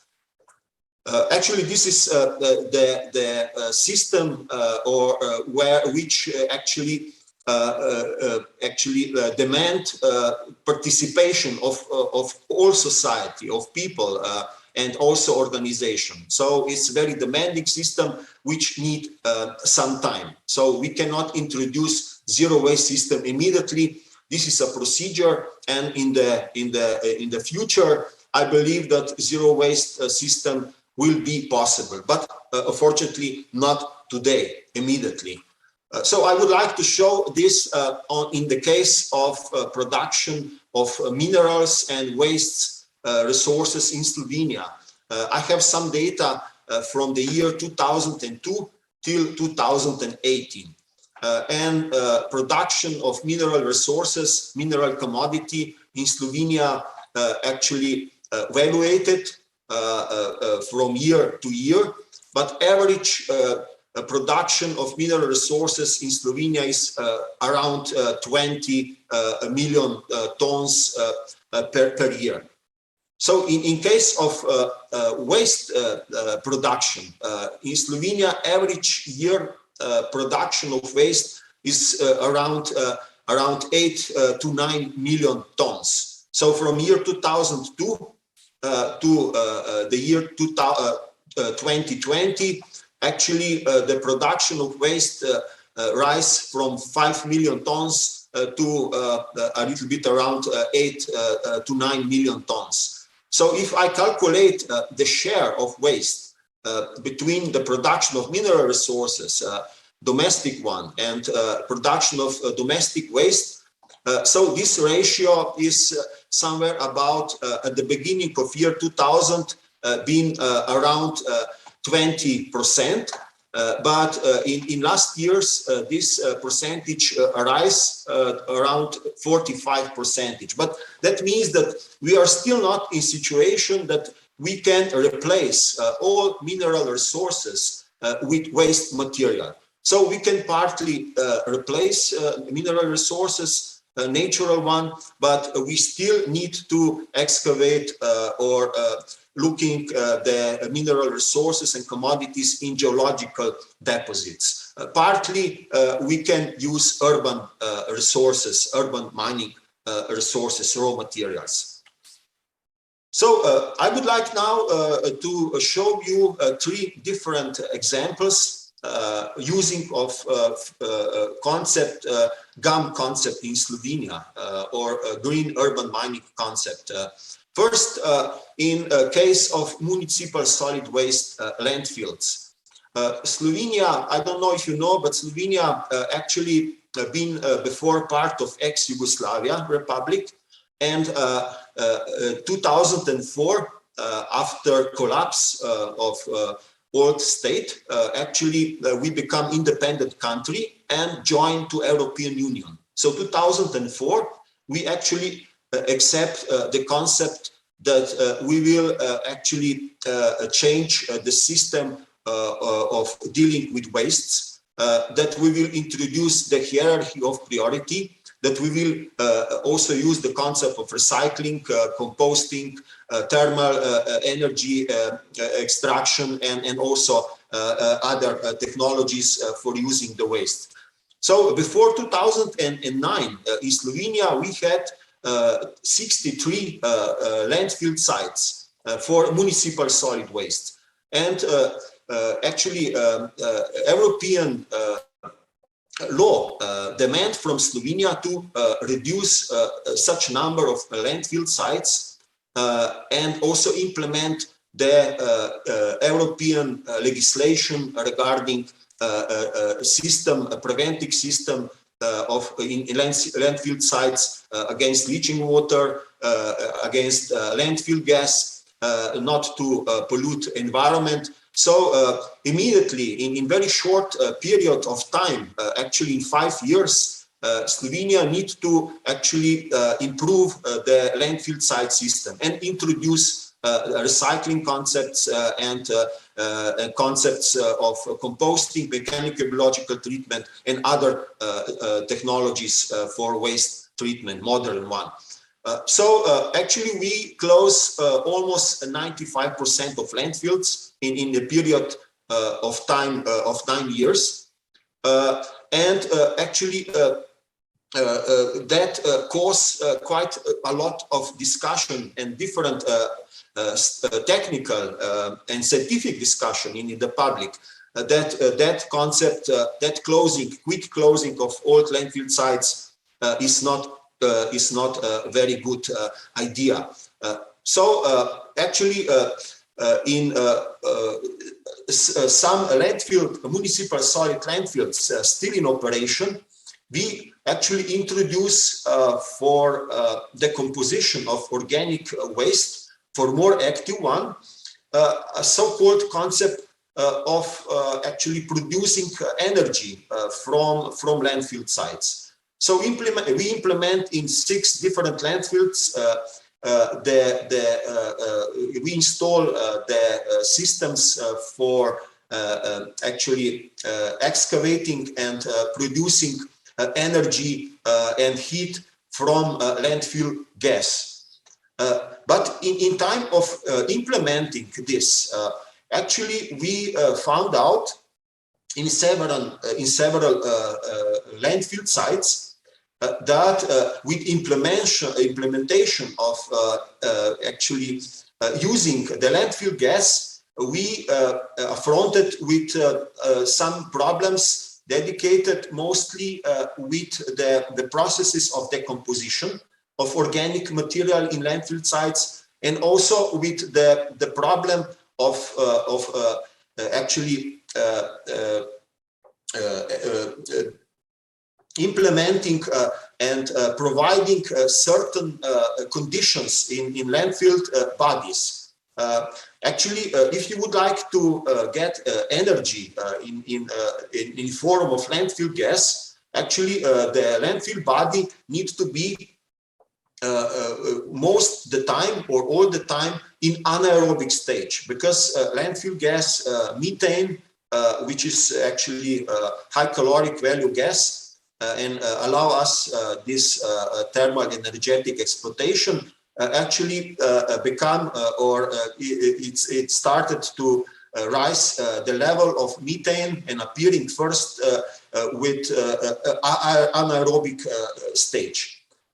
But with implementation of the classical system of landfill gas wells, which actually pump the landfill gas from the all high of the gas well, we found out that the landfill body actually very quick after implementation of this system of producing energy, go into the aerobic situation because of actually leakage which appear on the surface.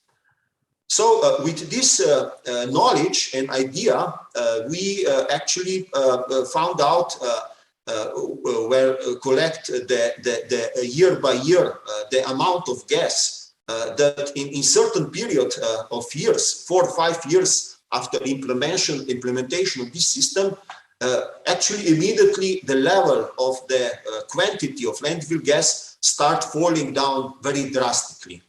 And actually, that give us information that something terrible is going on and that we need to do some reparation works. So we actually found contact with colleagues in Germany, with colleague in Technische Fachhochschule in Bochum, with Professor Frank Otto and his co-worker Jürgen Kanitz, and actually start one project to operate together, to make reparation of the gas wells actually on the landfill sites. Here you can see some sketch, technical sketch of landfill body, old one, and the position of 7, 8 landfill gas wells. So we actually make some actually excavation in each landfill gas well, and try actually to find out where is the biggest problem. We actually know that leakage is a problem, but we are fronted also with some other problems. You can see on this photo with breakage or damage of the perforated PhD pipe, which is in the middle of the landfill gas well. So different problems connected with exploitation of heavy gas we found out, and also we fronted with the concept, new concept of building new type, so-called deep landfill gas well system. Here you can see some sketch of this system, and also the cross cut from the idea. So we make some laboratory tests, some actual experiments, and also we make also a landfill in situ correction of these damages. This is some photo of 6 landfill gas wells which we repair on that site. Some other case I would like to show you is using of idea of green urban mining in case of excavation of coal. In case of Slovenia, Velenje coal mine. Actually, in time of excavation, we produce actually different waste materials, mining waste, and also ore, coal, which can be actually energetic and thermal exploited. And in time of exploitation on thermal power plant, actually we also affronted with some waste quantities of waste materials, mostly fly ash, mining waste, and separation waste and mud. So if we prepare some mixture of backfilling mixture and hydraulically transport that mixture back underground, we actually create the ecological technological closed circle and environmental friendly excavation of coal mine. Coal. So in case of using electricity from coal, we are faced with some wastes in case of coal extraction period, in case of coal processing phase, and phase of coal conversion into electricity and heat. So this technology have many advantages. Mostly, the biggest advantage is that actually we reduce the amount of wastes which be deposited on the surface. And also we improve drastically geotechnical and geomechanical condition underground in the area where we excavate the coal. So we perform different tests for stability and consistency of backfilling mixture, and also we make some transportability, pumpability measurements in some home developed equipment, and also we make some environmental assessment tests to actually prevent pollution of the environment in the areas where the backfill is deposited. We prepare different mixtures, and mostly we used fly ash as a waste material for thermal energetic exploitation, and also some industrial wastes being also introduced into that mixtures. Here I'm showing some results underground with underground actually backfilling. And at the end, I would like to show you the third project. This is actually the project I started 2 years ago, also with a student of mine. Actually, this study is dedicated to use of some kind of organic waste, which is actually spent coffee grounds. Spent coffee grounds actually in Slovenia present around 1% of waste. And Slovenia is actually the seventh biggest consumption country of coffee. The biggest one is Finland. So in Finland per year they use 13.5 kilo of coffee. In Slovenia 5.1. We found out actually that coffee grains have a huge caloric value, even more than wood, and even more than some brown coal or lignite coal. So we make some tests. We found out, do some scanning, electronic microscopy of coffee silver skin and also spent coffee grounds, and decide at the end that we will use spent coffee grounds. And from the spent coffee grounds, we create actually coffee briquettes. With actually quite high caloric value. Here you can see some numbers, high heat value of some briquettes reach even 21 megajoule per kilo, with very low ash content, less than 2%, and the percentage of moisture actually less than 5%. Actually, this is my presentation. I can conclude that with the words of Albert Einstein, that indigenation sometimes is more important than knowledge. Not just sometimes, sometimes even in all cases. So for the end, for my presentation, I would like to share also with you some short demonstration how we can use these coffee briquettes. Here you can see coffee briquettes in the glass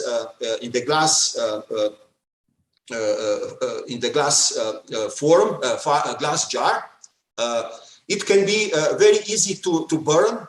And you can use this for domestic fuel in fireplace, maybe in some bread oven, stove, because there is no gases which can be dangerous for air. Even it's not particles in the flame. So the flame is very, very clear.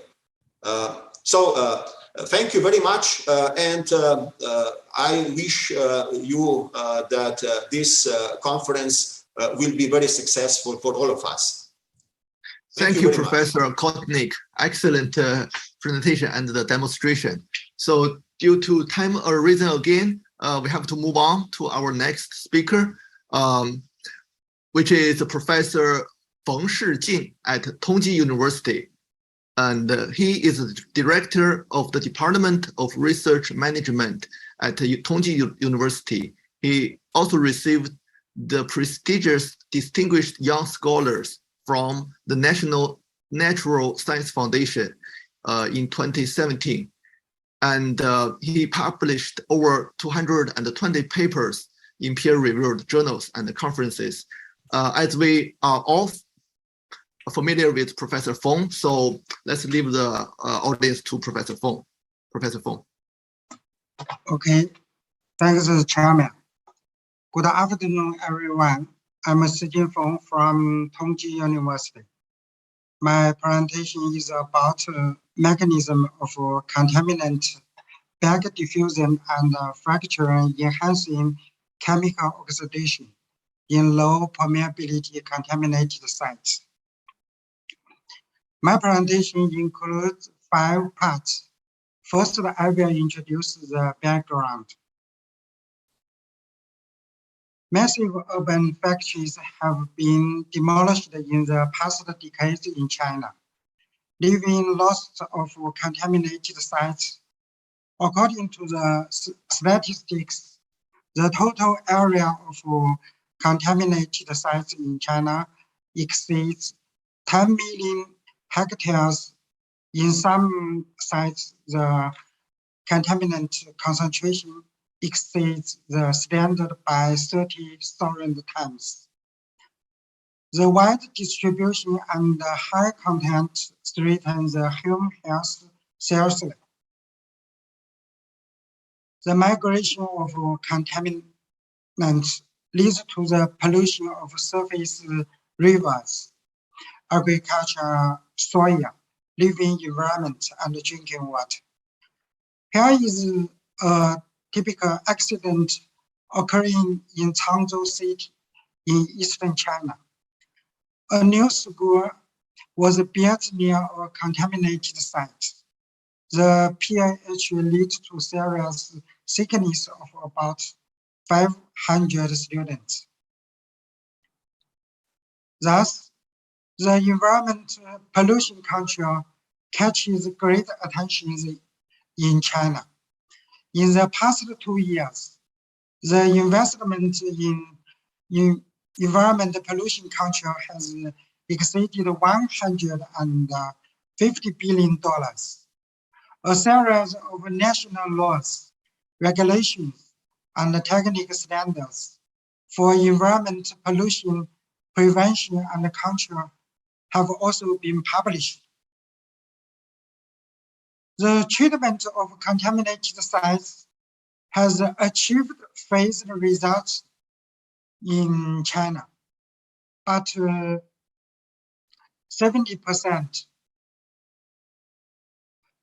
of the in-situ remediation sites have rebounded in pollutant concentration up to hundreds of times. The reason is that it's difficult to transport substances in low permeability formations. The residual pollutants can easily back diffuse into the groundwater, forming a secondary pollution source. So, repair of the low permeability contaminated sites is the key difficulty. In the following part, LCS is short for low permeability contaminated sites. Physical extraction and chemical oxidation are the main repair techniques for contaminated sites. Physical extraction is the use of negative pressure to remove pollutants in the soil. The left figure is the extraction repair of a factory in Shanghai. The extraction efficiency of the high permeability soil is 50 times larger than that in the low permeability soil. Chemical oxidation is the injection of oxidants to remove pollutants in the soil. The right table shows 2 typical projects. The amount of oxidants used in the low permeability site is 5 times than in the high permeability site, but the removal rate is less than 70%. We can see that the repair of contaminated sites is not easy, especially in LCS. The mass transfer capacity is in low permeability soil is rather weak. So it is easy to repair the high permeability soil, but quite difficult to repair the low permeability soil. In our recent work, we tried to answer 3 important questions in soil remediation. Here we focus on chemical oxidation. The first one is why it's so difficult to repair low permeability soil. Physical and chemical non-equilibriums naturally occur in soil. They can largely influence the repairing process. Physical non-equilibrium is due to the local scale heterogeneity of soils. Here we call it PNE for short. Chemical non-equilibrium is due to the non-equilibrium sorption. We call it CNE for short.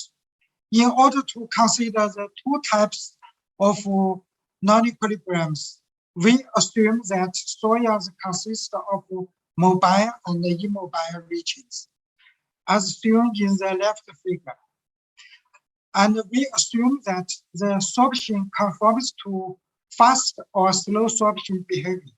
Then we develop a multi-process non-equilibrium in situ chemical oxidation model. We define it as the MPN ISEG model. This is a conceptual model. Look at the left figure. In the mobile and immobile regions, we consider the equilibrium mass transfer, PNE mass transfer, and CNE mass transfer. The right side shows the governing equations. Dispersion and advection are considered in the mobile region. The second order Kinect reactions are adopted to describe the oxidation process. The finite volume method is used to discretize equations. The solution procedure is built based on open form. We use sequential coupled iteration, automatic time stamping, and relative conversion criteria. We then use the results of existing analytic solutions and test to verify this model. We can see that the results agree very well. Therefore, the correctness of the numerical model is verified. We then investigate the influence of PNE and CNE in the below figure. The left part is the result of existing equilibrium model, and the right part is the result of our model. We can see that the repair process of ISEG model is much faster. This proves that multi-process non-equilibrium affects the remediation duration and the peak concentration of contaminants. We further draw the detailed information in the left figure. We can see that the cumulative mass and the peak concentration of contaminants in mobile region increases due to the PNE after the remediation. In the right figure, CNE causes significant trailing the remediation duration. This explains why it's so difficult to completely repair the contaminated sites. Next, we studied why we need to consider PNE. As shown in the left figure, the mass transfer coefficient alpha has a large influence on the contaminant concentration. The PNE dominant number, which is associated with alpha, is proposed as an indicator of whether PNE need to be considered. The expression of PNE dimer number is shown in the right figure. One PNE dimer number is larger than 1. Advection dominates the transport and the effect of PNE can be ignored. Similar, the CNE dimer number, which is associated with second order reaction rate, is proposed as an indicator of whether CNE need to be considered. When CNE dimer number is larger than the critical value, for example, 10 in the left figure, the effect of CNE can be ignored. We further find that the critical value is related to the logarithm of the fraction of non-absorption. Thus, we propose a prediction formula for the critical value of CNE dimer number, as shown in the right figure. We have known that PNE and CNE can cause plume, trailing, and pollution rebound. Then how to assess the secondary pollution risk for back diffusion? As introduced before, when the high permeability aquifer is remediated, the adjacent low permeability soil will act as a secondary source to release contaminants into the aquifer. This process is usually called back diffusion. We consider the aquifer undergoing contamination and remediation processes, and assume that contaminants transported in low permeability formations is dominated by diffusion. Based on this assumption, we establish a back diffusion model for organic contaminants through the low permeability soil. This model considers the coupled forward and backward diffusion adsorption degradation migration mechanism of organic contaminants in a layered system.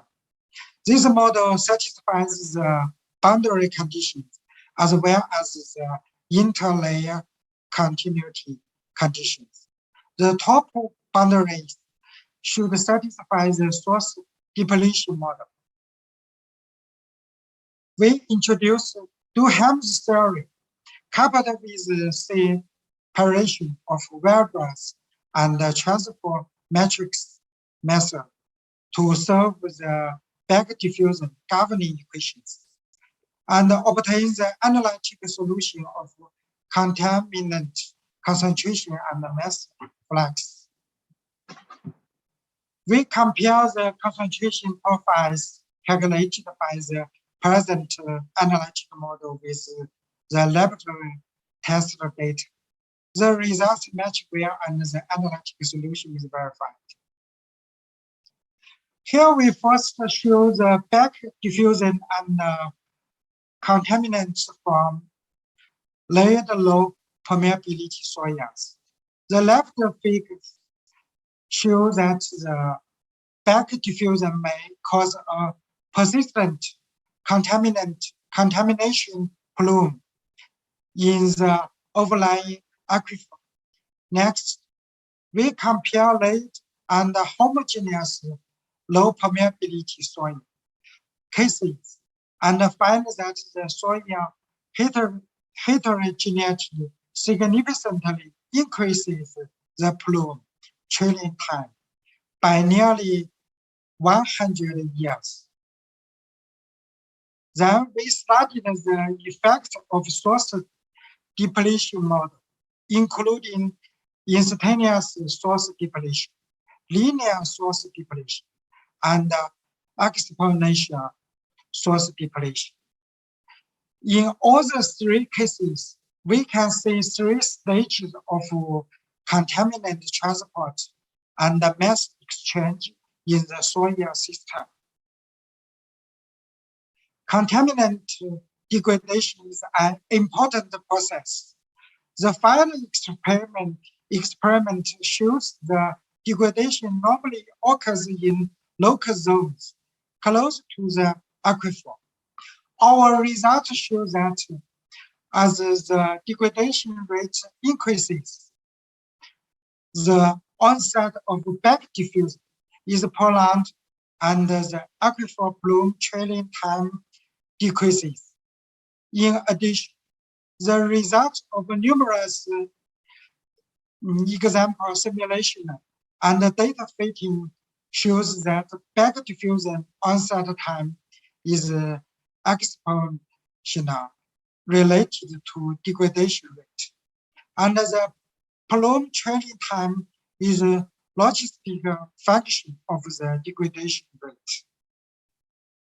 In addition, the results in the left figure shows that contaminant diffusivity is also an important factor affecting the back diffusion behavior. Based on extensive simulations, we can give quantitative prediction formula for the plume trailing time. Combined with the site remediation period, we can assess the risk of back diffusion in the low permeability site. While the plume trailing time predicted by the present model is significantly higher than the remediation period, the site manager should take effective measures to solve the problem. In order to solve the secondary pollution problem, the key point is how to enhance the in situ chemical oxidation in LCS. Due to the extremely low mass transfer, oxidant injection is difficult in LCS.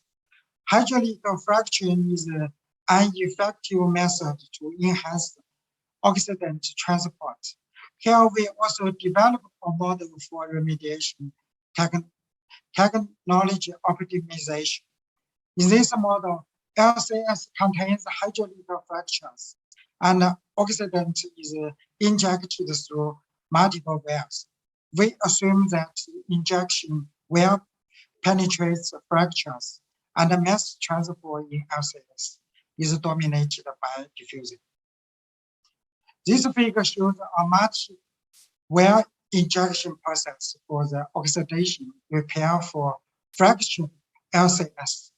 The oxidant enters the hydraulic fractures, forms the injection well, and then enters the surrounding low permeability soil by diffusion.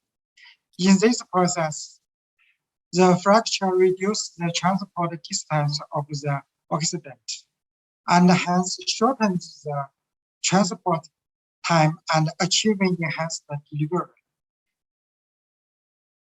The governing equations are solved based on the Laplace transform in the time domain and the Fourier cosine transform in the space domain. Periodic injection and slow release oxidants can be considered.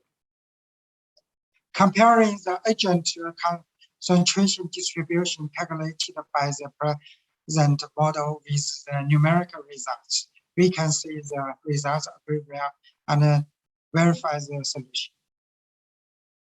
The left part is oxidant injection into LCS with hydraulic fractures, and the right part is that without fractures. We can see that after hydraulic fracture, the injection efficiency is significantly improved and the repair time is shortened.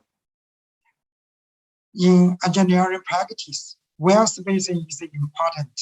We must have a cost-effective design. Based on this model, we find that low fluctuation in concentration improves the use of oxidant. The evaluation of the effective delivery of fracture agent is based on 2 points.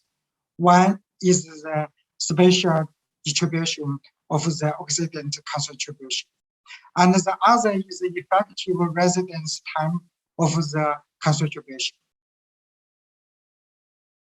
This model analysis reveals that injection time and wear spacing are effective controllable parameters.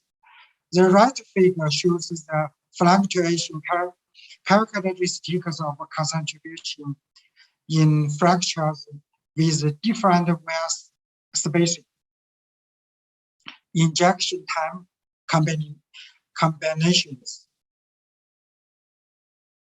We have known that remediation efficiency can be enhanced by hydraulic fracture. Then, how to design this system for different soil conditions and contamination distributions? We propose a design flow chart as shown in the left figure. The fraction program, oxidant demand, wear spacing, and injection pattern can be optimized. The right figure shows the result of fraction remediation.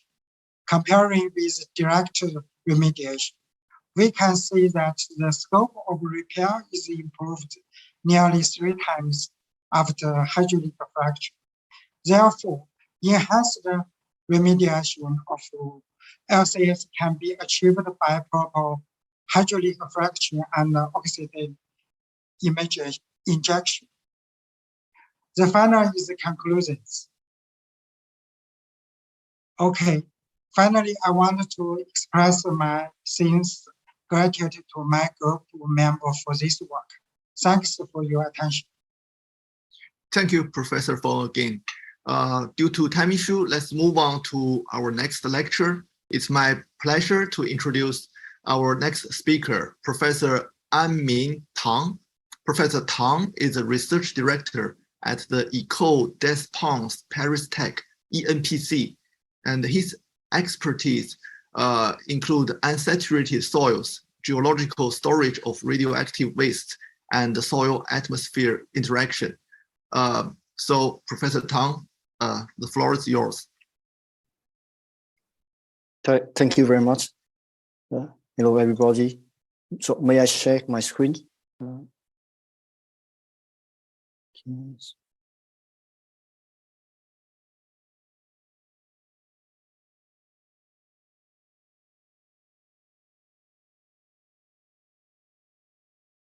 Okay.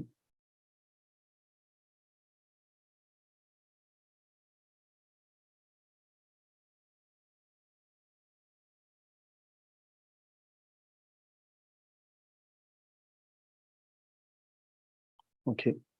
So, can you see my screen now? Yes, we can see your screen. Okay. So, thank you for inviting me to give the talk today.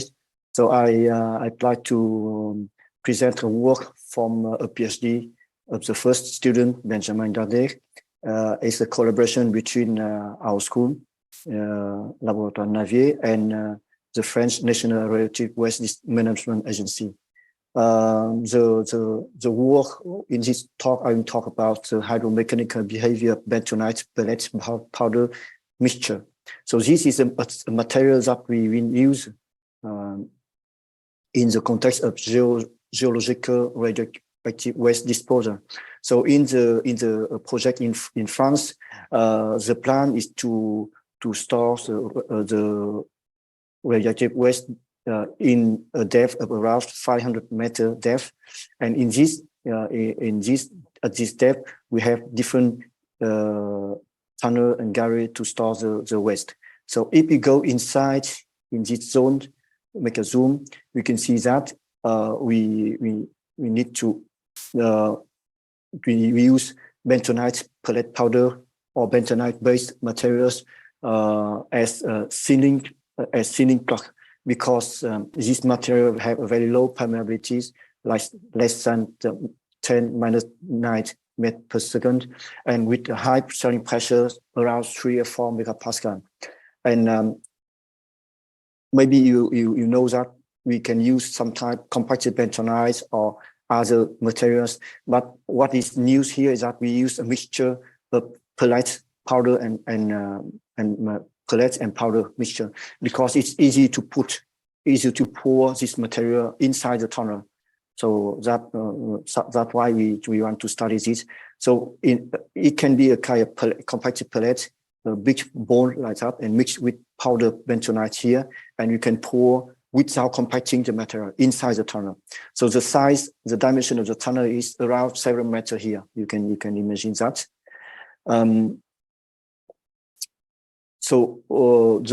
In our study, we want to study the behavior of this material in the lab. So as you can see that this material is very big, it's around several centimeters. So in the lab, we use a smaller pellet, around 7 millimeters only, and we mix this pellet with bentonite powder, and we study the hydromechanical behavior of this material. Why hydromechanical behavior? Because when you put bentonite in the tunnel here, water can go from the host rock and saturate the material, the bentonite. So the material will absorb water and will swell. So we will see the interaction between during the resaturation process and the swelling pressure developed during this process of these materials. So just a quick example, when we use this material in the lab, or what we did here is an imbibition experiments. So with this, so we can see here a cell. You can see here a cell, where with a dimension of around 120 millimeter length, height, and width of around 60 millimeter. And you see here some small pellet, around 7 millimeter diameter pellet, mixed with powder here. And then we put on the side here, swelling pressure, relative humidity sensor, and we inject water from the top, from the bottom. And you see how water migrates through the column to the top. And in this experiment, besides these two sensors, we use also a glass side on one face. So when we can use camera to see how through the glass side how water can migrate. So this is an example, the test performed on a mixture of 70% of pellet and 30% of powder.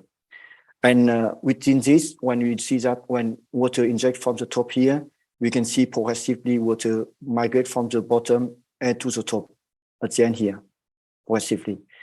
And the measurement of, for example, relative humidity, we can see that the sensor at 20 millimeters, so close to the imbibition front, start to increase quickly and reach 100% quickly. Why the other take longer time to reach the reach 100%. So generally, this state can take around almost 1 year. You can see here, day is almost 1 year. And during this process, swelling pressure measurement measured at different depth here increased progressively. And the final value for this mixture reached around between 2 and 3 megapascal here, the final value. So the idea is that after this test, we want to try to simulate this kind of behavior. The difficulties here is that this is a mixture of pellets and powder. So we want to consider the granular aspect of this material. So we want to try to study we consider this material like a granular material. So we study first the behavior of one pellet, just like a grain here.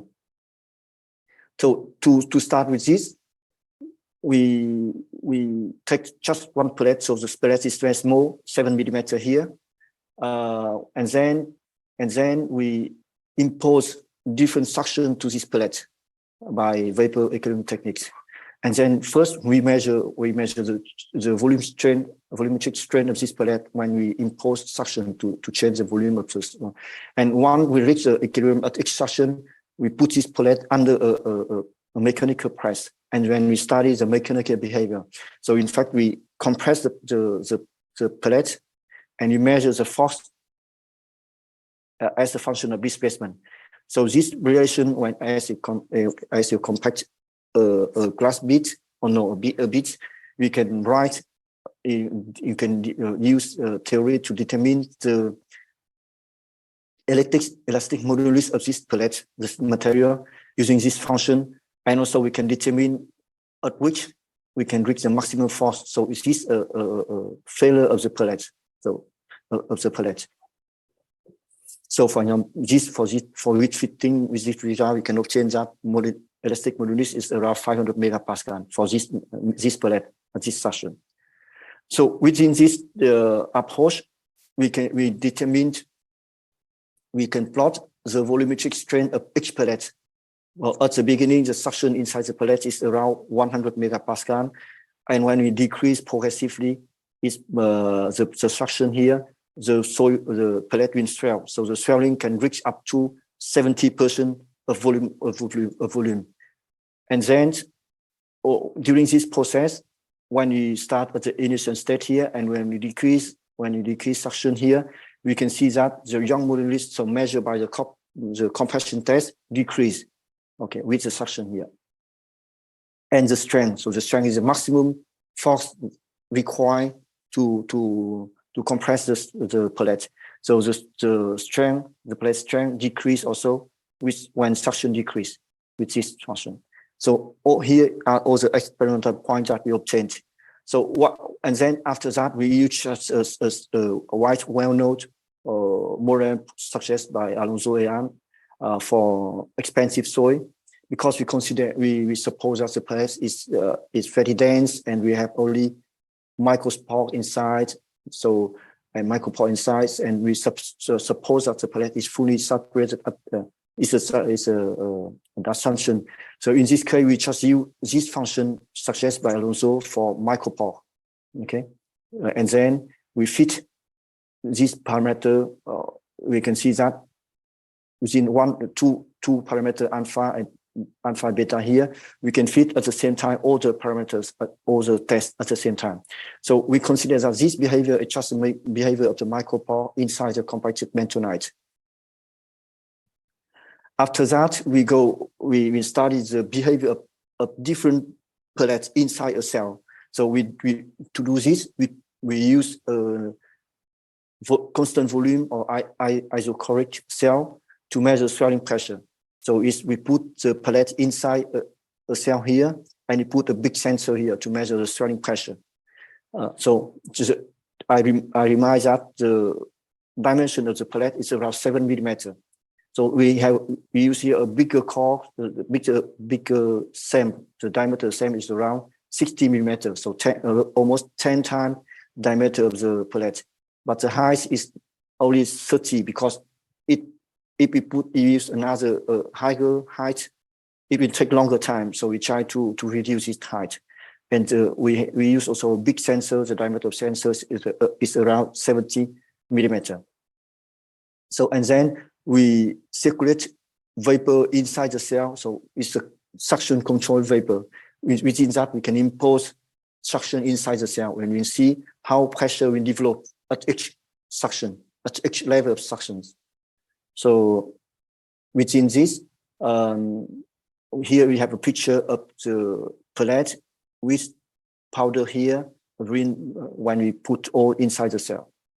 So this is an example of one test where we perform tests only with pellet without powder, so 7 without powder. So when we change suction here, but it takes longer time it takes around 100 days or several months to reach equilibrium for each step. So all the tests took around 400 days. When we decrease suction each step from the initial state, and then we reduce, here you have the value of suction here for each time where you impose. And the final value is when we inject liquid water. The final value here, the suction is reached about 0.25 megapascal. So we can plot this point here at equilibrium as a function of suction here. So we can see that when suction decreases, swelling pressure decrease progressively and reach the stabilization here.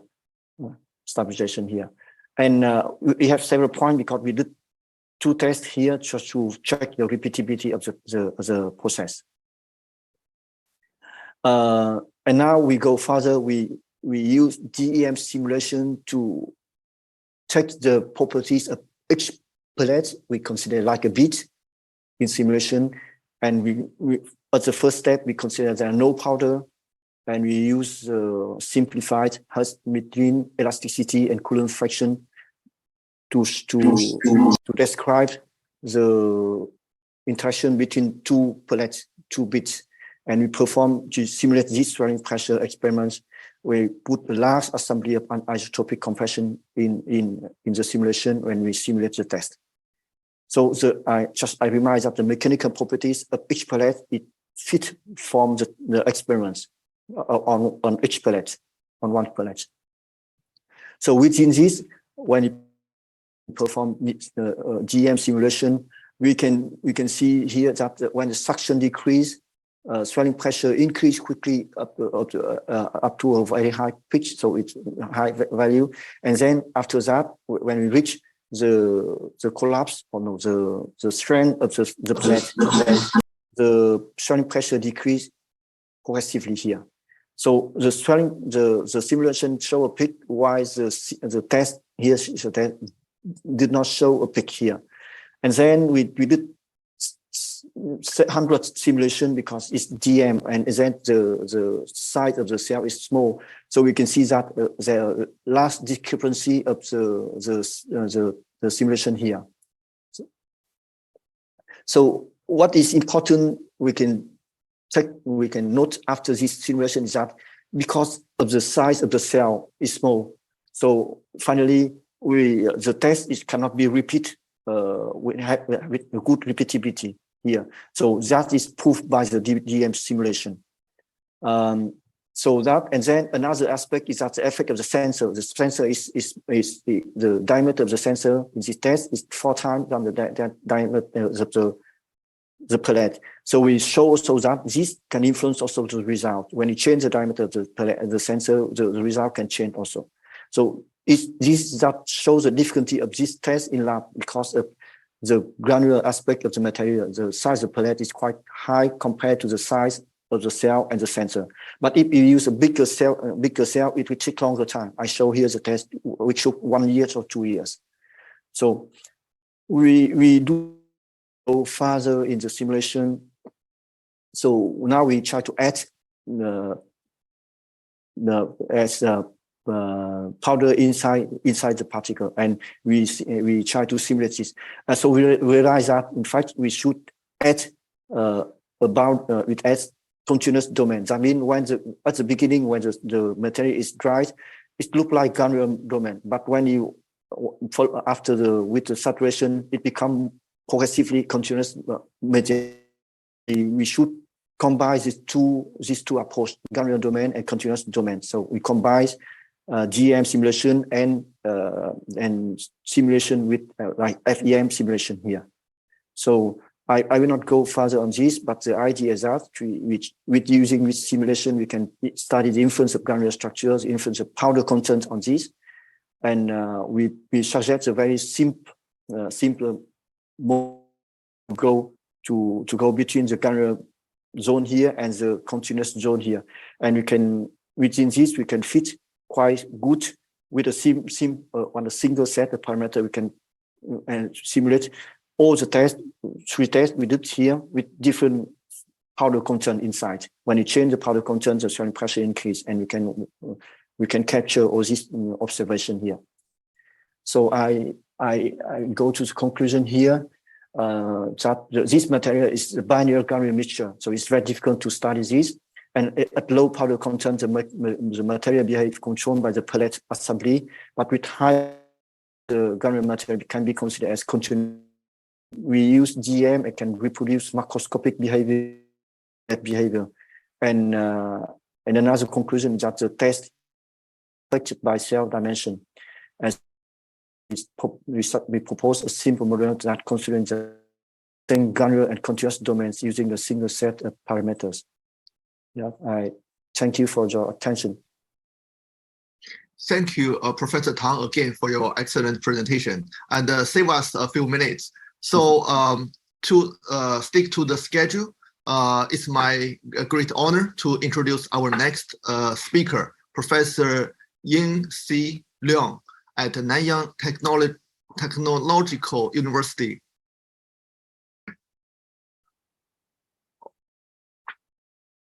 At Singapore. He has published more than 350 publications in international journals and conferences. He is the editor of the International Journal of Geotechnical Engineering and is on the editorial board of several other journals. He is a recipient of the 2004 ASTM Best Practical Paper for Geotechnical Practice Award. And Professor Liang, the floor is yours. Thank you. Professor Liang, are you there?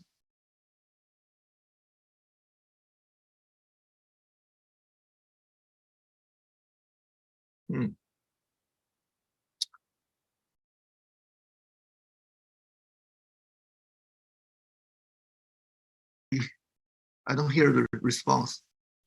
Let me see. Professor Liang, are you there?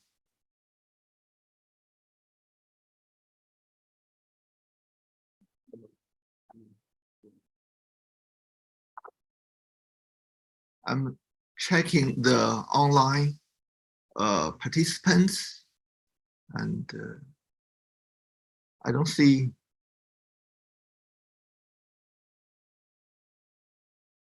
Okay, I think Professor Liang is connecting. Professor Liang, are you online now? I saw you are connecting. Can Professor you hear me? Liang? Yes. Yes. Are you ready? It's your turn. Yes. Let me just share my screen and see whether everything is fine. Okay. Okay. The floor is yours. Thank you.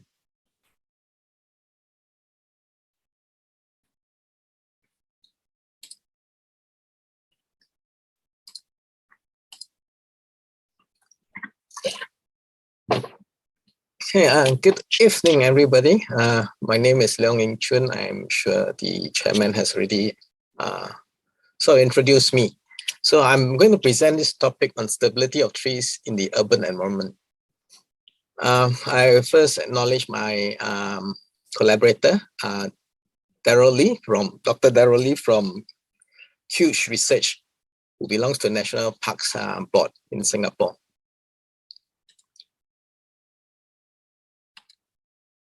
Okay, the scope of my presentation will be divided into 5 sections as shown on this slide.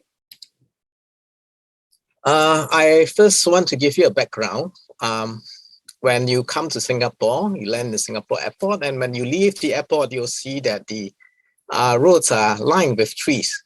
So National Parks Board actually plays a big role in this greenery in Singapore that we have.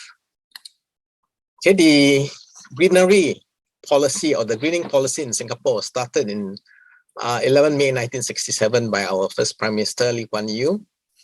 His vision was to transform Singapore into a garden city so that we achieve a city with abundant large greenery and a green environment for the people. As we move on, about 20 years later, there was another bigger vision. We want to transform Singapore into a city in a garden. Okay, and we are now actually at the end. We have sort of moved on. So in April 2020, from Singapore being a city, there's this new vision of city in nature.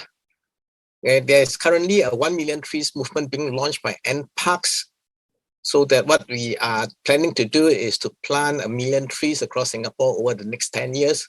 So trees in Singapore to more than 8 million in 10 years' time. Okay, there are about 2 million trees planted along roadsides in parks and state land. This is actually under the jurisdiction of the National Parks Board. So the 10 most common trees are listed on this slide. I'm not going to go into the names because it may not be familiar to you. Okay, as this comes with a price of greening, because occasionally we get trees that fail, and this is one common mode of tree failure. The entire tree actually overturn and fall. Okay, and this is another one that falls in a housing estate. So these trees, when it fall down because of the self-weight of the tree, it can cause a lot of damage. If it falls on infrastructure, or worse still, it falls on some people. So it can cause fatality. Okay, now I move on to the methodology of this research that we have in collaboration with National Park Spot Singapore. Basically, if you want to study the problem of stability of trees, we can use two approaches. Okay, the first approach is just to survey a tree that has been damaged after storm. That's what you have seen in the previous two slides. So we go on site to survey the trees, take measurements of whatever we could. Or the second approach is to conduct tree pooling tests. Sorry? Sorry? Am I okay? Yeah, you are online. You are up and running. You are all right. Okay. Okay. Okay, so if we approach to survey tree damage of the storm, wait for the storm to occur and then get reports of tree failure, quickly move on to the site to actually survey. So sometimes this is an impossible task. Like for example, this particular storm that happens on 2nd of March 2011 is a freak storm. There's about 10,000 trees from 150 species were damaged in a 40-hectare zone. So this area is very large. It's as large as 80 football fields. So basically, when you have such a storm, you take a lot of manpower just to go and map the trees. But being a city state, the main concern is to make sure that all these trees are cleared as soon as possible. Okay, so as not to obstruct traffic and leaving a trail of debris which could be risky for road users. Okay, there are also storms like this that uprooted a certain number of trees. For example, this one in 18 September 2016. So there are a number of trees being uprooted in so-called a park area. Okay, and these are about 200 trees that fell after a heavy storm in 2018. Okay, so sometimes you have trees falling into more prominent area. This is Scotts Road near the tourist belt, Orchard Road. So this can create a lot of bad publicity as well. Okay, and this fell on a playground. So luckily no children were injured. This actually occurred after heavy rain. So all this this particular method of conducting research, the advantage is of course low cost because there's we just wait for the event to happen and then go down to site and do a survey. But basically, we do not exactly know what is the forces that cause a tree failure. So the trees that fail may not be healthy. So only seeing the trees that are unhealthy being uprooted. So this approach is actually more an opportunistic. We have to wait for the storm to occur, which is not planned. So we do not know when it will occur or whether it will occur at all. Okay, and it's a passive approach. All we can do is to sit and wait for these events to occur. Okay, for us, we have chosen to adopt the tree pooling test to assess tree stability. Okay, our main aim is to see whether we can make sense of the data that we collect from tree pooling tests so that we can reduce the risk of tree uprooting. Yeah, tree pooling test is not new. This is done very often overseas. They have a tree that they want to find what is the resistance, and they attach a cable, and you have instruments on the tree as well as a load cell on the winching cable. Okay, so basically they can determine how much force is it need to pull over the tree. Okay, so sometimes these trees are not pulled until destruction. So the advantages of this tree pooling test is that we can control the test conditions. We can select the tree and plant the measurement points. We can obtain very accurate quantitative measurements. Okay, the only disadvantage is that this is a static pooling test. It does applied the same force as the wind. So we have to somehow translate the readings to an equivalent wind force on the tree to evaluate of this tree uprooting under certain wind force. Okay, for this project, we have selected 6 street trees to study. These are the trees that's listed here. Again, I think I'm not going to go through the, this may not be familiar to us being more geotechnical engineers. Okay, now I'm going to the tree pulling test that we have conducted. Okay, so you have the same sort of setup with some modifications. So we have our tree for safety reasons. Some of this tree crown, or what we call canopy here, could be quite large, so that we can move our instruments to be quite close. We use a tow truck to provide the winching force rather than using another tree as the anchor point. Okay, and then we actually have a mechanical advantage by using a pulley system of 2 to apply the force on the tree. So basically, we remove the crown of the tree, and we know that the soil strength is going to change at different degree of saturation. So most of these tree failures occurs during the storm or after the heavy rain. So basically, we saturate the tree root zone as much as possible. Hopefully, it's almost fully saturated before we start the test. So we put up instruments onto the trees. So the instruments are very comprehensive. We have to measure the bending strain, we have elastometers, LVDTs. To measure the tilt, we have accelerometer, tilt meter, as well as an inflometer made by. So on top of that, we actually have sort of points put on the. These are being recorded by the camera system. Okay, that is at a short distance away, about 10 to 50. Okay, so these markers allow us to track the movement of the tree as the tree pulling is in progress. So we had a comparison between the different type of measurement instruments. For example, for the inclination of the tree, we compare our tilt meter reading, our accelerometer reading, this Piker's inclinometer, as well as from the camera, okay, using those points that we see. Down here is shortened as camera vision, but you can call it a PIV, particle image velocity. Okay, they operate on the same principle. So basically, you can see that the instruments have different limits. So with the camera, we can actually track displacement. For the load measurement, we have it on the cable, okay, or the cable that we attach through the pulley. So we have a load cell that we record to take that measurement. So this is just a video of the tree pulling test that we have conducted.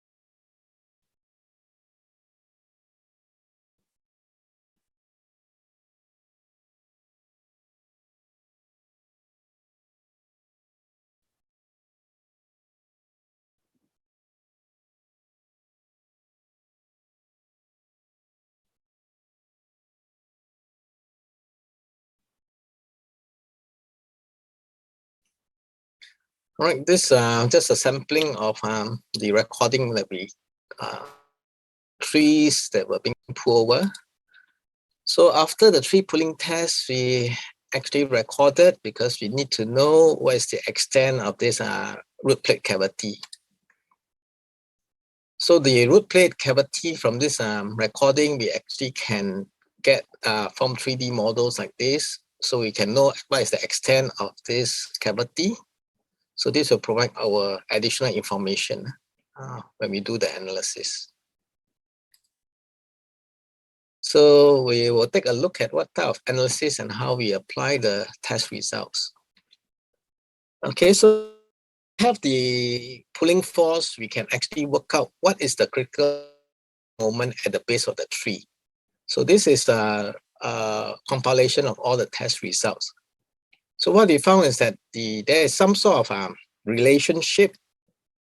You can see that it is not so easy because the root system is quite variable. It's different from tree to tree, even for the same tree species. Okay, so the different tree species are represented using the different color markers here. Okay, so we have find that this relationship between the critical overturning moment with this dBH squared, which is being used heavily by the people in the arborists who studies trees. This dBH is actually the diameter of the trunk at about 1.3 meters height, okay, from the ground level. H is the height of the tree. So this roughly gives you the so-called the width of the tree. So from here, we can see that there's some sort of relationship that we can use. Okay, as mentioned, from tree pulling tests like this, for this information, the only thing that is missing is that we need to relate this back to the wind force to understand how this will become unstable during a storm. Okay, so roughly from this relationship, we know that critical overturning moment increases as the tree become larger and larger. Okay, to relate it to the wind force, we can use this method. What is this area, this frontal area subjected by a wind force? The wind force acting on the trunk. Okay, wind force is related using this equation where you have 0.5 times the density of the air. A is the area on which the wind force acts. CD is the drag coefficient. V is the wind velocity to the power of squared. So the destabilizing moment for this tree is basically this wind force acting on the crown multiplied by this height H1, this wind force WF2 acting on the trunk here multiplied by H2. And when the tree tilts over, there is an additional contribution from the self-weight of the tree multiplied by this distance D. Okay, so this is the destabilizing moment. Okay, so what we see from this graph here, this critical overturning moment is what we call so this is the observable resisting moment, this destabilizing moment. So using these two information, we can then relate to the velocity of the wind causing this instability. So if we know what is your wind velocity, we can use this to assess whether we have enough resisting moment to overcome this wind loading. So we also did a further in-depth study into the tree from this data that we obtained using finite element. So we are able to actually simulate the response very well, actually. Okay. So what you see is actually the three component actually working. This is showing the stresses in the trunk. This is shown in the root plate, and this in the soil. Okay, so this allows us to take a closer look at the mechanism that is causing this failure to take place. Okay, the magnitude of stresses are different. That's why you are seeing three different animations. The trunk being sort of properties of timber, it can withstand very high stresses. The root plate actually took one order lower stresses, and the soil actually is another order lower. Okay, so in order to be able to visualize the stresses, we have to use three separate, divide the animation in three separate parts. Okay, so this allows us to take a look what is actually happening when we conduct this tree pulling test. Okay, so finally, I'll just do a conclusion. Tree pulling tests provide useful data to understand the stability of trees. For the critical overturning moment that we obtain is dependent on a number of factors such as tree species, the root plate dimensions, and the soil properties. The critical overturning moment with the dBH squared H relationship provide a way to assess a tree stability under wind load. So we can use this to actually assess whether a tree is in danger of failing under certain storm condition. Okay, so with this is the end of my presentation. Thank you very much, Professor Liang. And do we have a time for one quick questions? Is there anybody have questions for Professor Liang?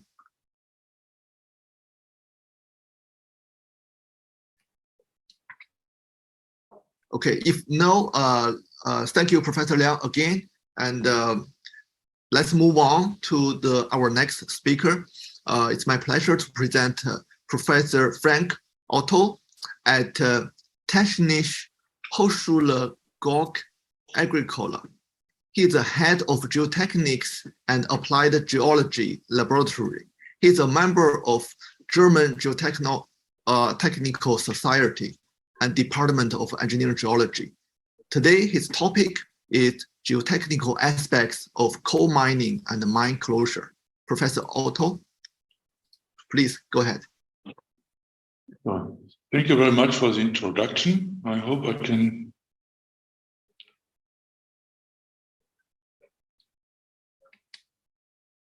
I hope you see the picture. Yes, the picture is on.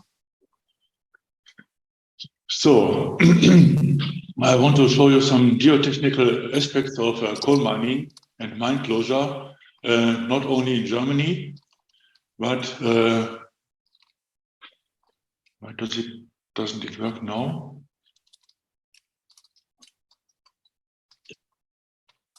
Okay. My presenter doesn't work. One moment, please. Oh.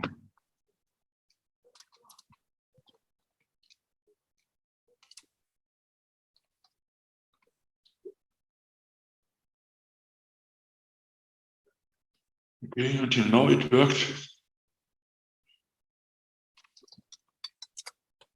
Sorry. Right.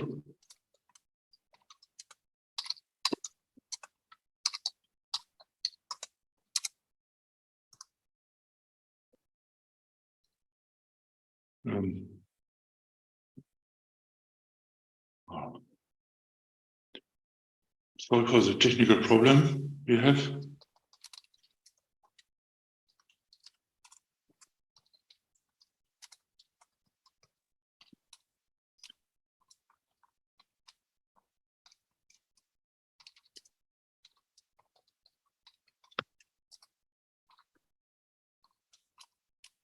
Okay, now it works. Okay, so here's a list of aspects I want to speak about.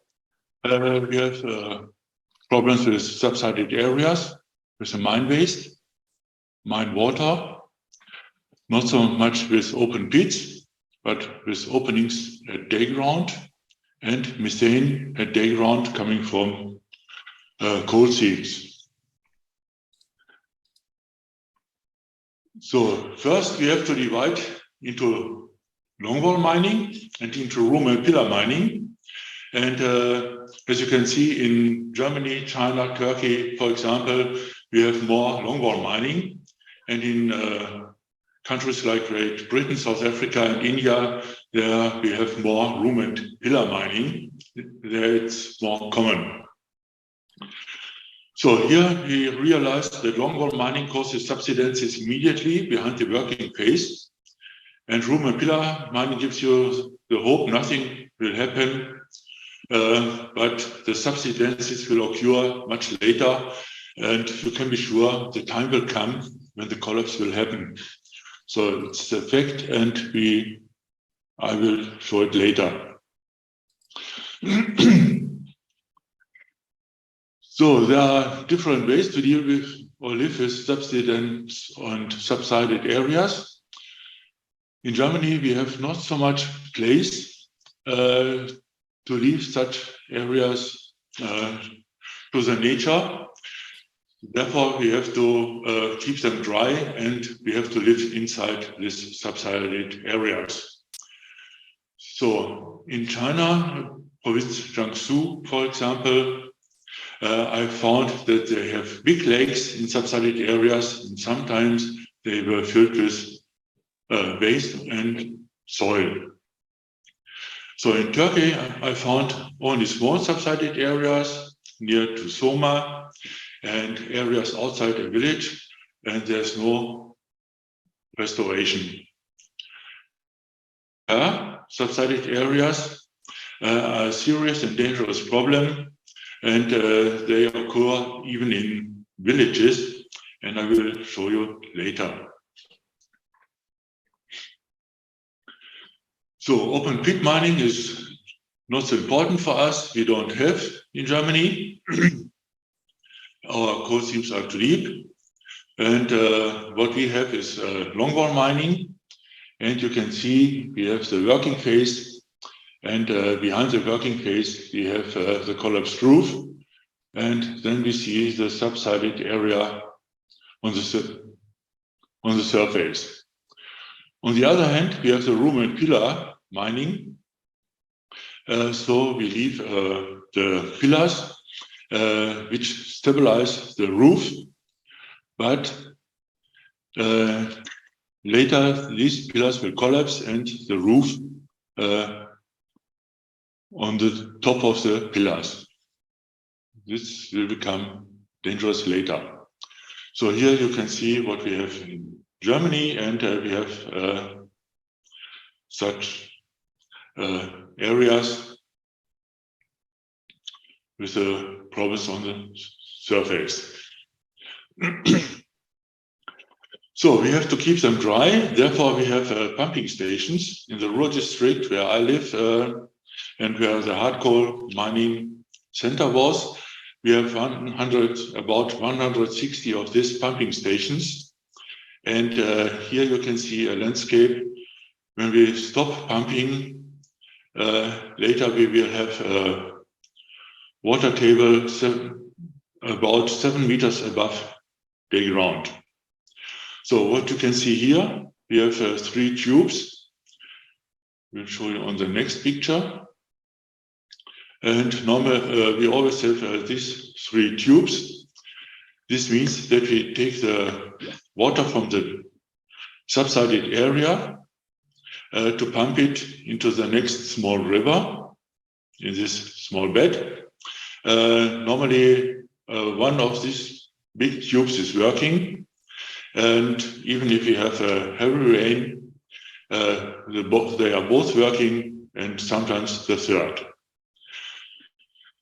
So we are changing between these tubes to be sure that they are all working, and every of this pumping station keeps dry and a big area with horizontal drainage systems.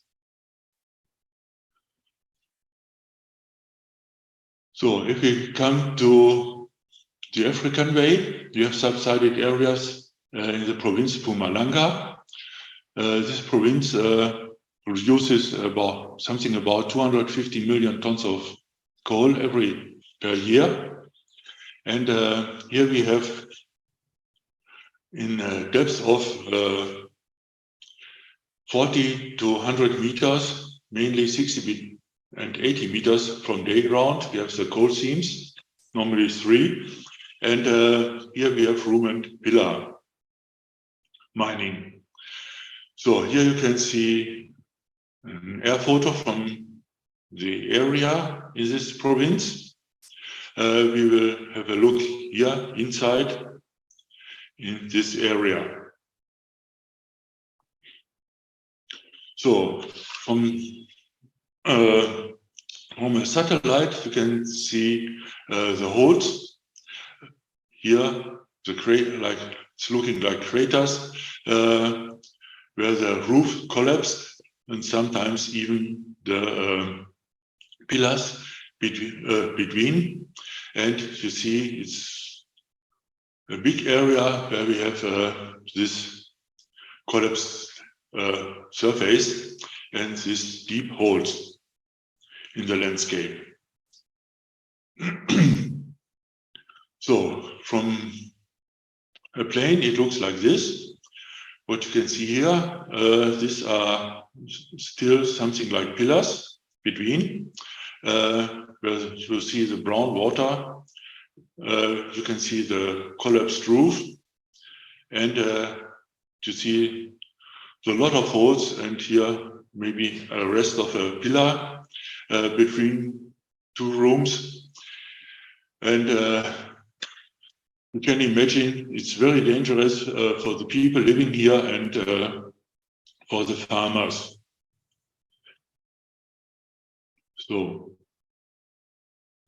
and what you can see here, it's even near to the next city. We have these problems, and you can see here some of the collapsed areas inside the city near to the abandoned coal mine.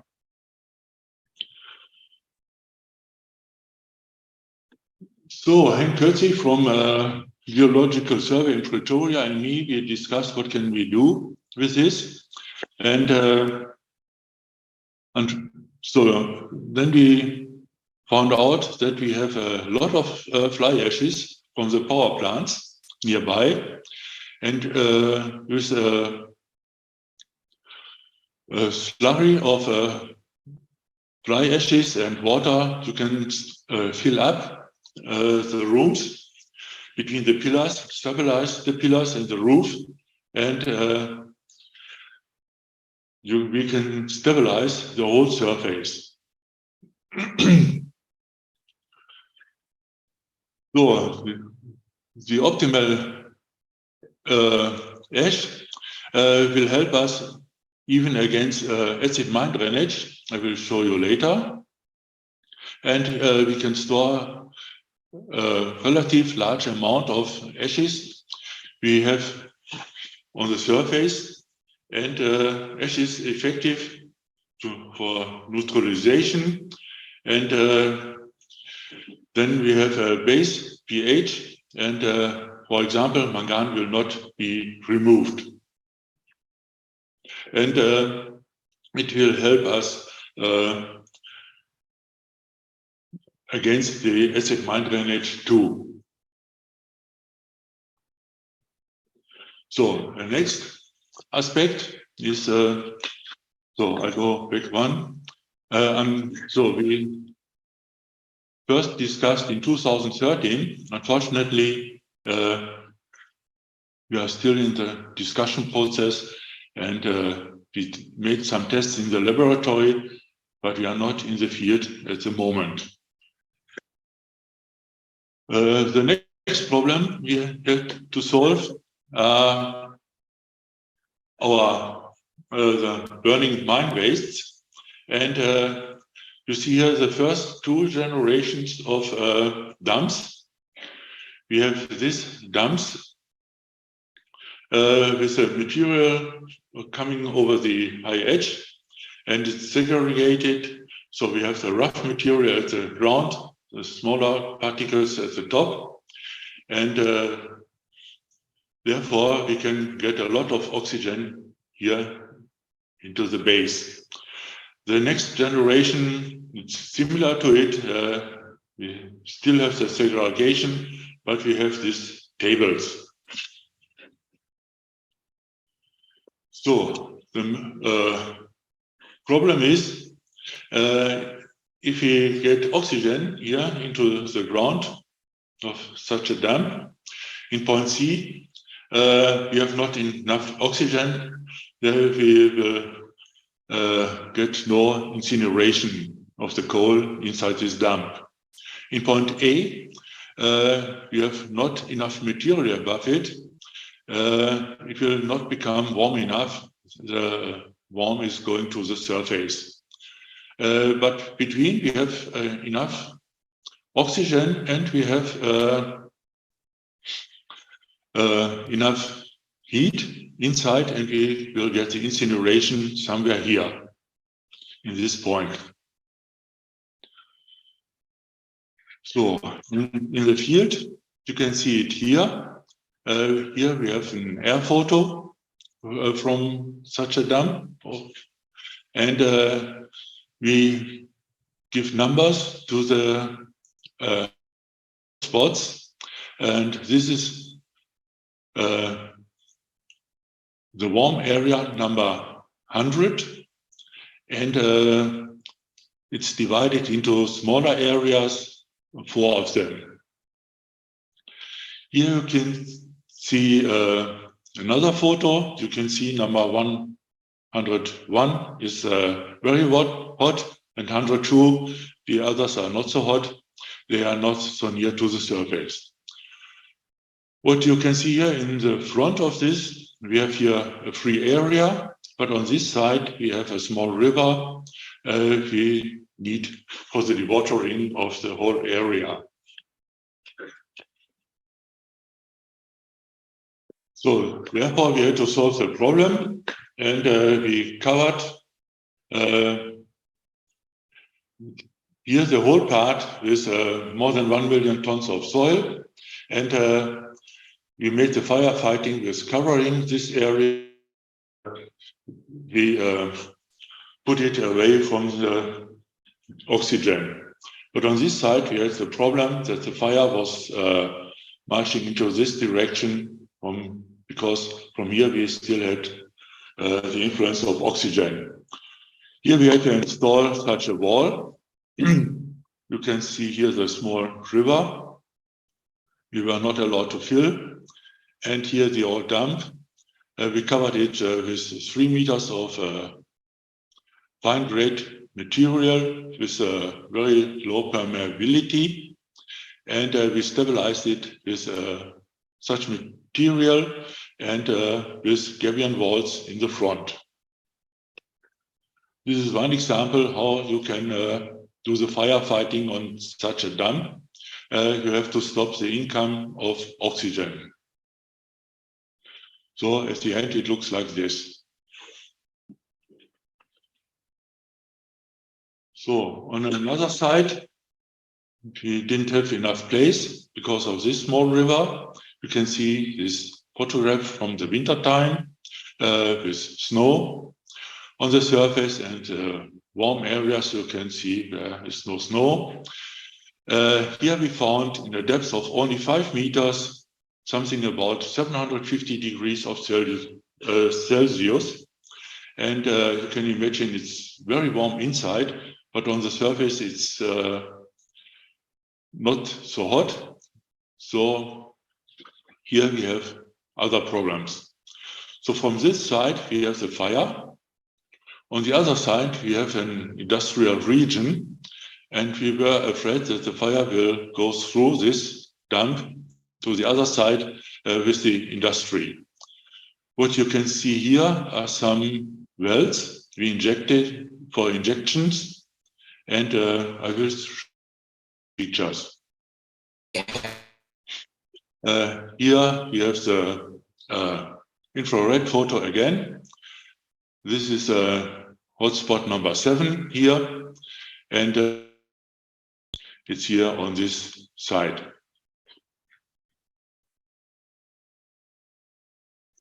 So here we decided to inject a firewall inside the dump, and therefore we have to drill some boreholes, do these injections with concrete, and then we get a wall, and the fire cannot escape through this wall. This would be an optimized firewall.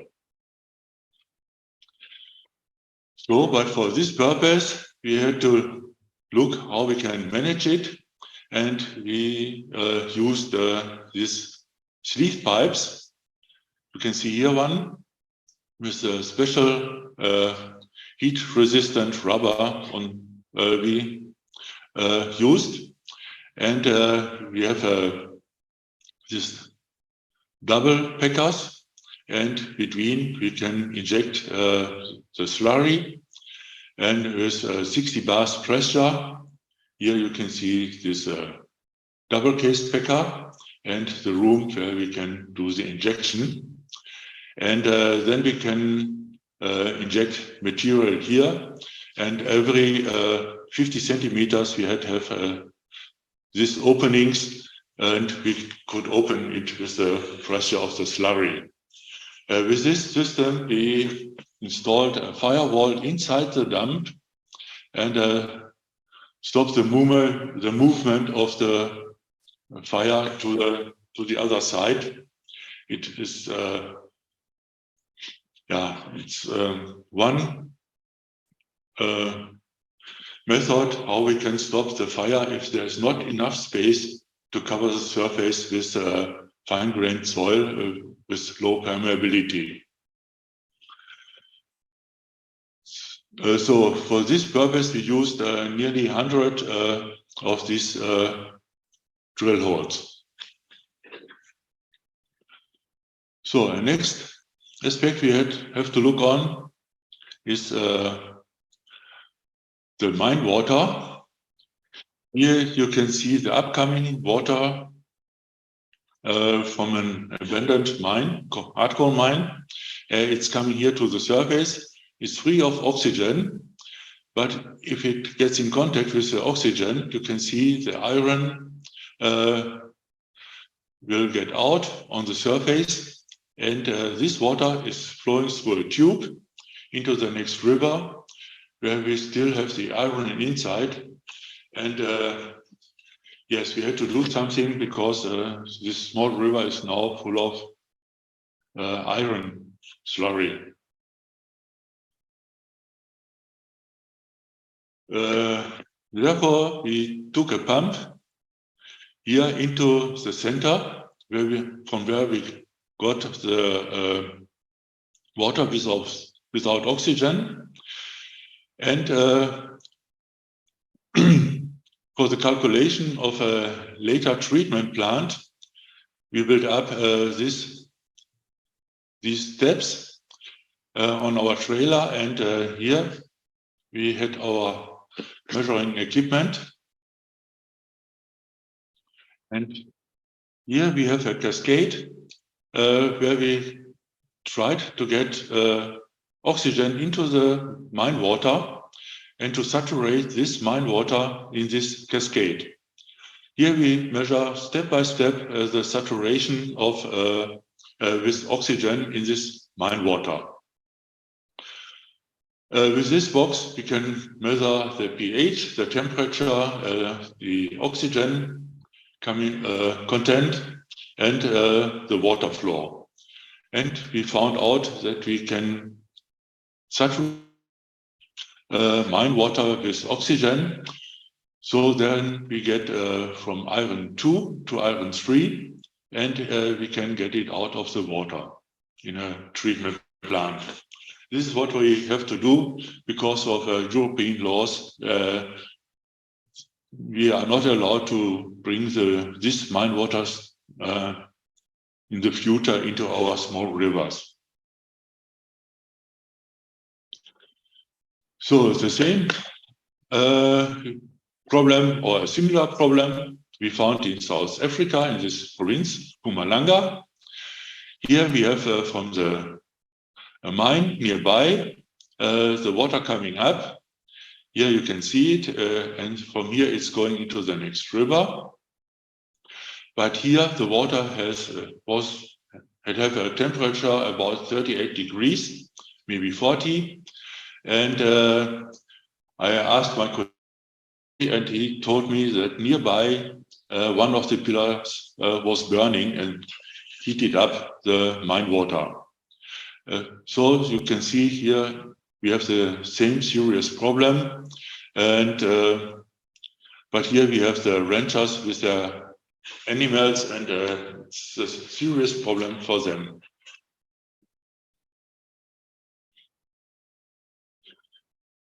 So end of the dry season, you can see here the overflow of the mine water. You can see here the white crust of salt coming from this mine water. And you can see it's very nearby to a village. And the farmers are living here, and it's a problem with this acid mine drainage, this contaminated water for them. This is what I said we want to solve with fly ashes. We want to fill up the rooms, then the pillars cannot burn anymore. We have not so much water inside. And if water is coming in, we have not so much surface where it can get in contact with the salt inside. And then we will have a much cleaner water coming to the surface and for the use of the people here. This is what we want to do in the next steps in the coming years. So this is a way how it didn't work. You see here the mine water coming and this small lake. Buckets are full of limestone powder, even there. And here inside we have limestone powder, and with the windcraft this should rotate and the water will be mixed with the limestone powder and neutralized.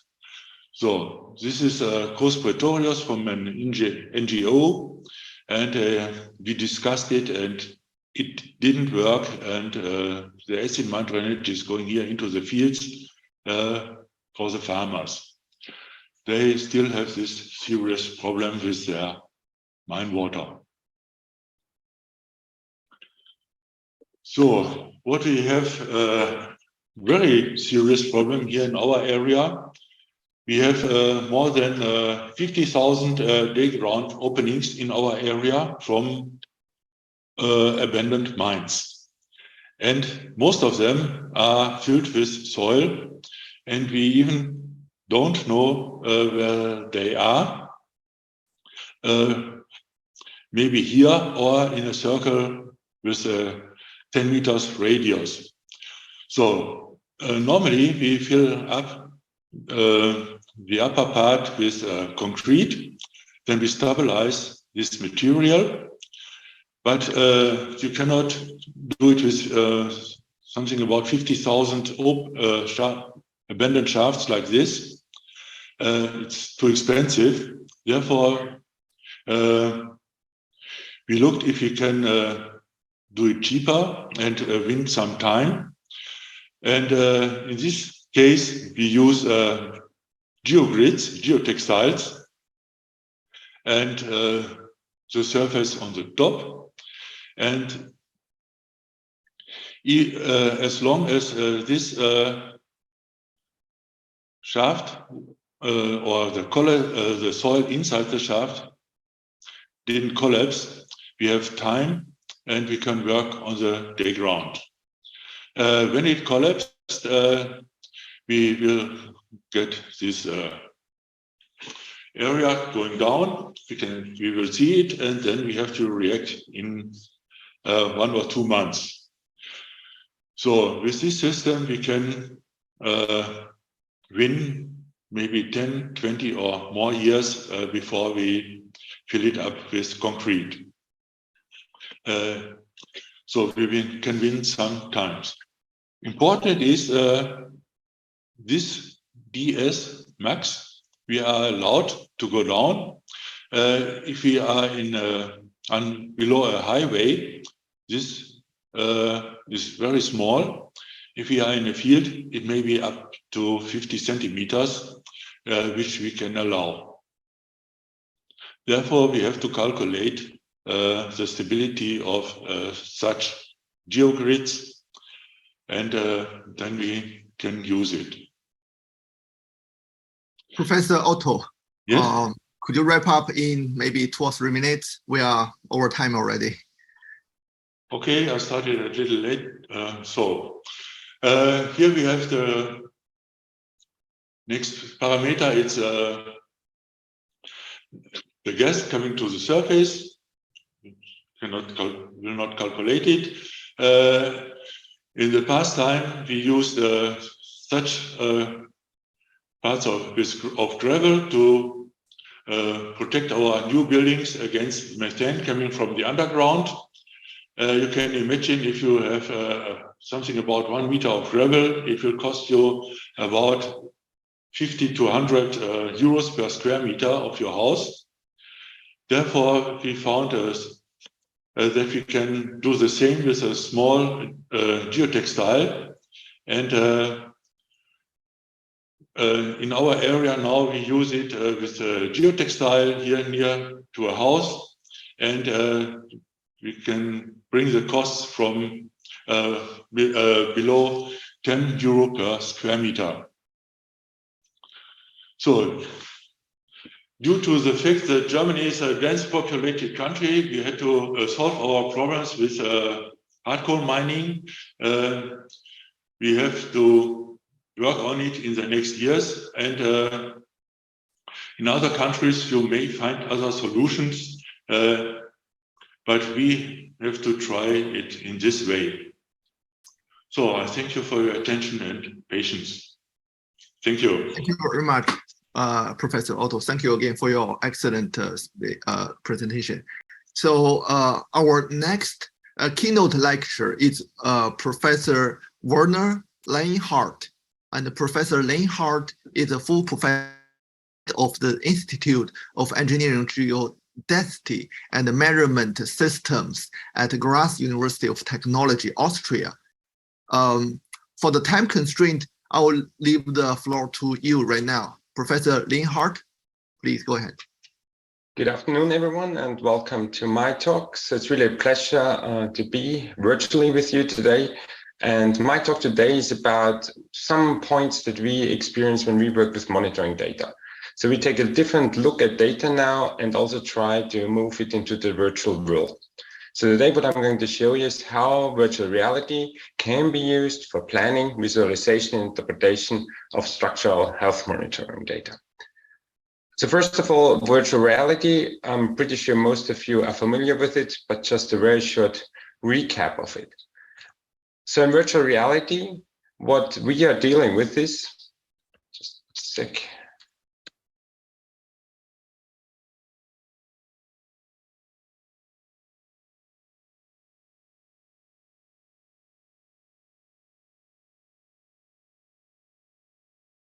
Stuck, just let me see for a second.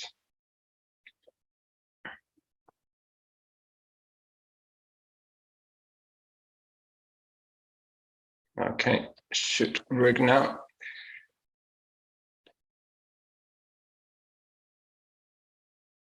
Interesting.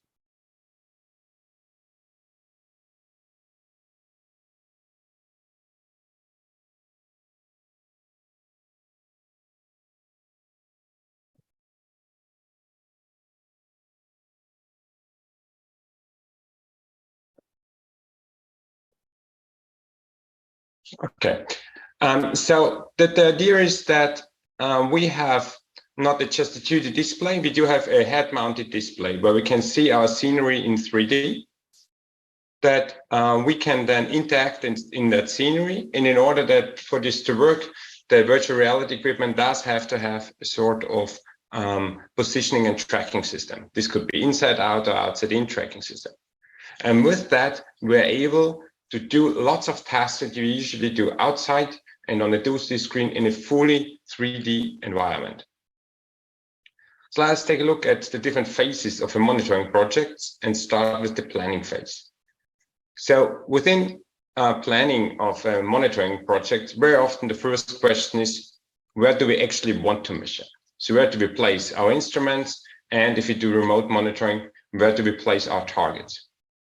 Next step would be, what are we going to use?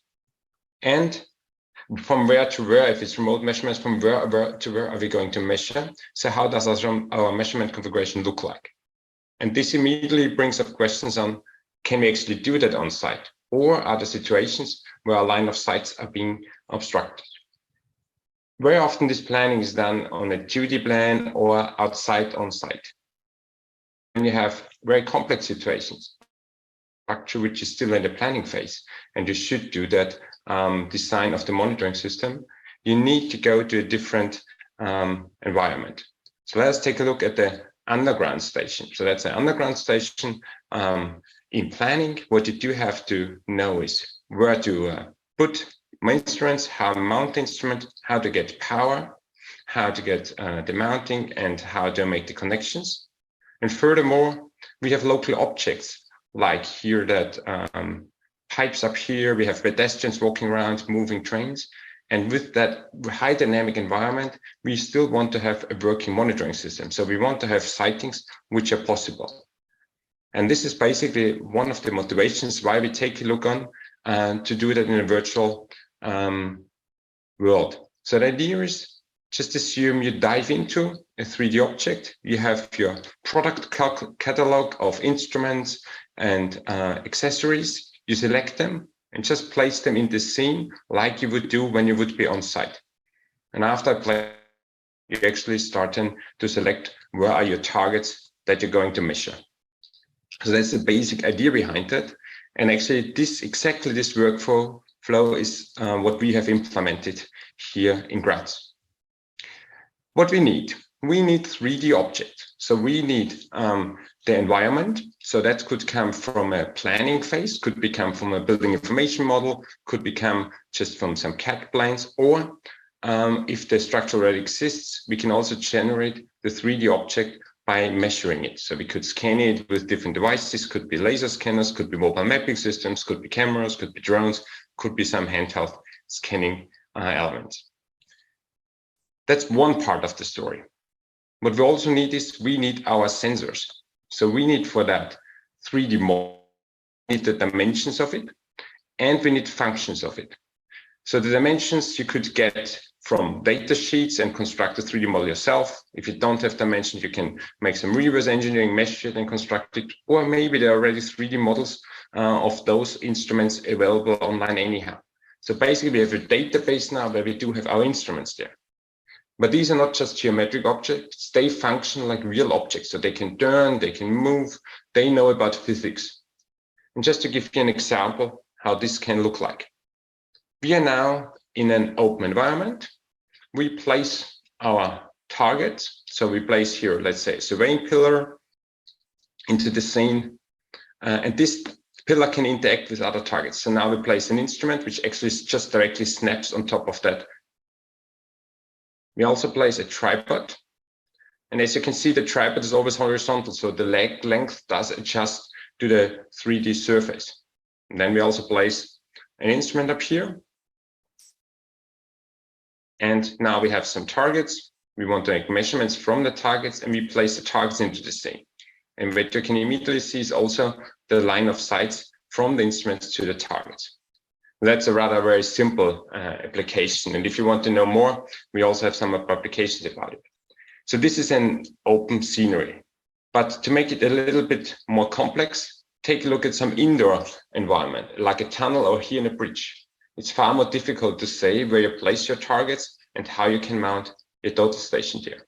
And thus the instrument actually is being able to measure those targets, because it could be the line of sight is obstructed, but it could also be is that you have too many targets close to each other, which confuses the instrument. Another real structure here. So that's one of the university buildings. And in order to monitor, we have a very complex shape of one part of the building. And when we then place the instruments or the targets, what we can do is we can make an automatic collision control. Like in this instance, you can see all that green sightings are possible, but there's one sighting indicated in red, meaning, okay, this doesn't work. So here we have obstructions, and we either have to move the total station or have to move the target. So in real time, you get direct feedback if a sighting is possible or not. So this is line of sight obstruction. But when we take a look at the tunnel, we have the issue, the instrument can have many targets which are very close to each other. And when we take a look at the different instruments, so here are just some examples of typical total stations, we can see that all of them have the same visual view. So when you look through the instrument, you see the same part of the scenery.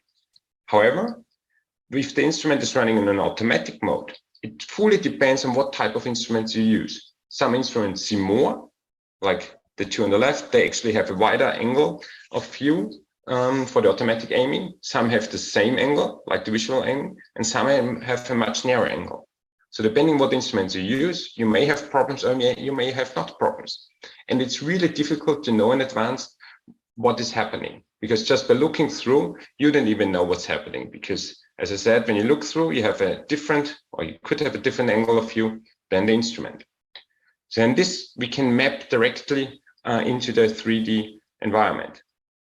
So we can replicate that process of automatic aiming in the VR gaming environment. So we can, let's say, send out a light spot. Actually, it's the same principle like the real instrument is doing. So we're sending out a light spot, and then we're taking a look if only one target or if several targets are being hit by that light spot. And you get that automatic feedback if it's only one target in your field of view or if it's several targets in the field of view. And to make it more clear, this is an example of a tunnel where we have different cross sections that have to be monitored. So typical applications in tunneling. And very often this is done manually nowadays, but we have certain situations where online measurements have to be made. If you now dive into the scene, so we move now in the virtual environment, and this is exactly that location where the total station is being placed. And we have also the issue that we have a curved section of the tunnel. And then we have our different cross section that we have to monitor. And now, depending on the instrument type, it may be possible or it may not be possible that we can measure those targets automatically. So let's select first an instrument which is a rather wide field of view. So with that type of instruments, we can see that we can measure the first 3 cross sections more or less without problems. But further down the tunnel, we can see that all those points which are just indicated in red and also here red in the table, they cannot be measured, but because the instrument is getting confused because of too many targets close to each other. We can either now shift the targets, but maybe we don't want them. Now we change the different types of instrument. So we can see we cannot measure every point, but we can still measure further sections. And with that instrument type as the smallest field of view, we're actually being able to measure all that points, although they are close to each other, fully automatically with the total station. So that's another application on how we can use the 3D environment. So that was before you make measurements, but we can also have already made measurements and we can interact in a virtual environment with those measurements. So now we're going to take a look at data visualization and data interpretation. So let's assume we have a building here. So it's kind of a smart home, and this building has sensors installed. So with point sensors like acceleration or tilt sensor, which give us point data. Then we also have some fiber optic cables installed, and they give us continuous information along a line. So with 1D continuous measurement data. We may also have 2D images. We may have some 3D information from laser scans, GNSS, or total station measurements. So we have all different types of measurement data. And usually this is taking a look at it in 2D graphs and 2D figures, and all of them analyzed individually. But we can also now bring them all together. We need a 3D environment, which could come, for instance, from a laser scan or from the planning phase. Yeah, so how does that look like? So we, first of all, have our object, so the geometry of it. Then we also place some certain information to it, like in this case, it's about temperature detection and temperature anomalies. So we also want to know where the heating systems are being installed. We give some metadata to that radiators. We also put in then fiber optic sensors and also our real-time measurement data. So here's a combination of geometry, metadata, and real-time measurements.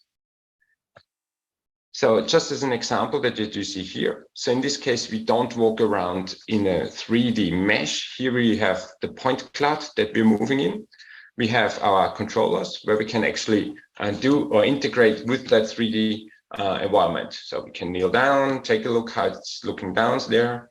We can also then start measurements. So we can, let's say, measure the height of that room, which is about 2.87 meters. We can continue to do some measurements. So that's basically some basic stuff. But we also want to know about our measurement devices. So first of all, we can take a look, where are our fiber optic cables being installed? So we do see, okay, there's some cables in the ceiling, there's some cables in the floor, but also some cables running around the entire building. And now we can also take a look at deformations. So we can take a look how the strain data looks like. And in this case, it's really easy to identify or make some spatial relationships where I do have maybe some cracking, where I do have some temperature anomalies in my structure. Moving now from just a small structure, we go to a rather huge structure and take an example at the highway tunnel.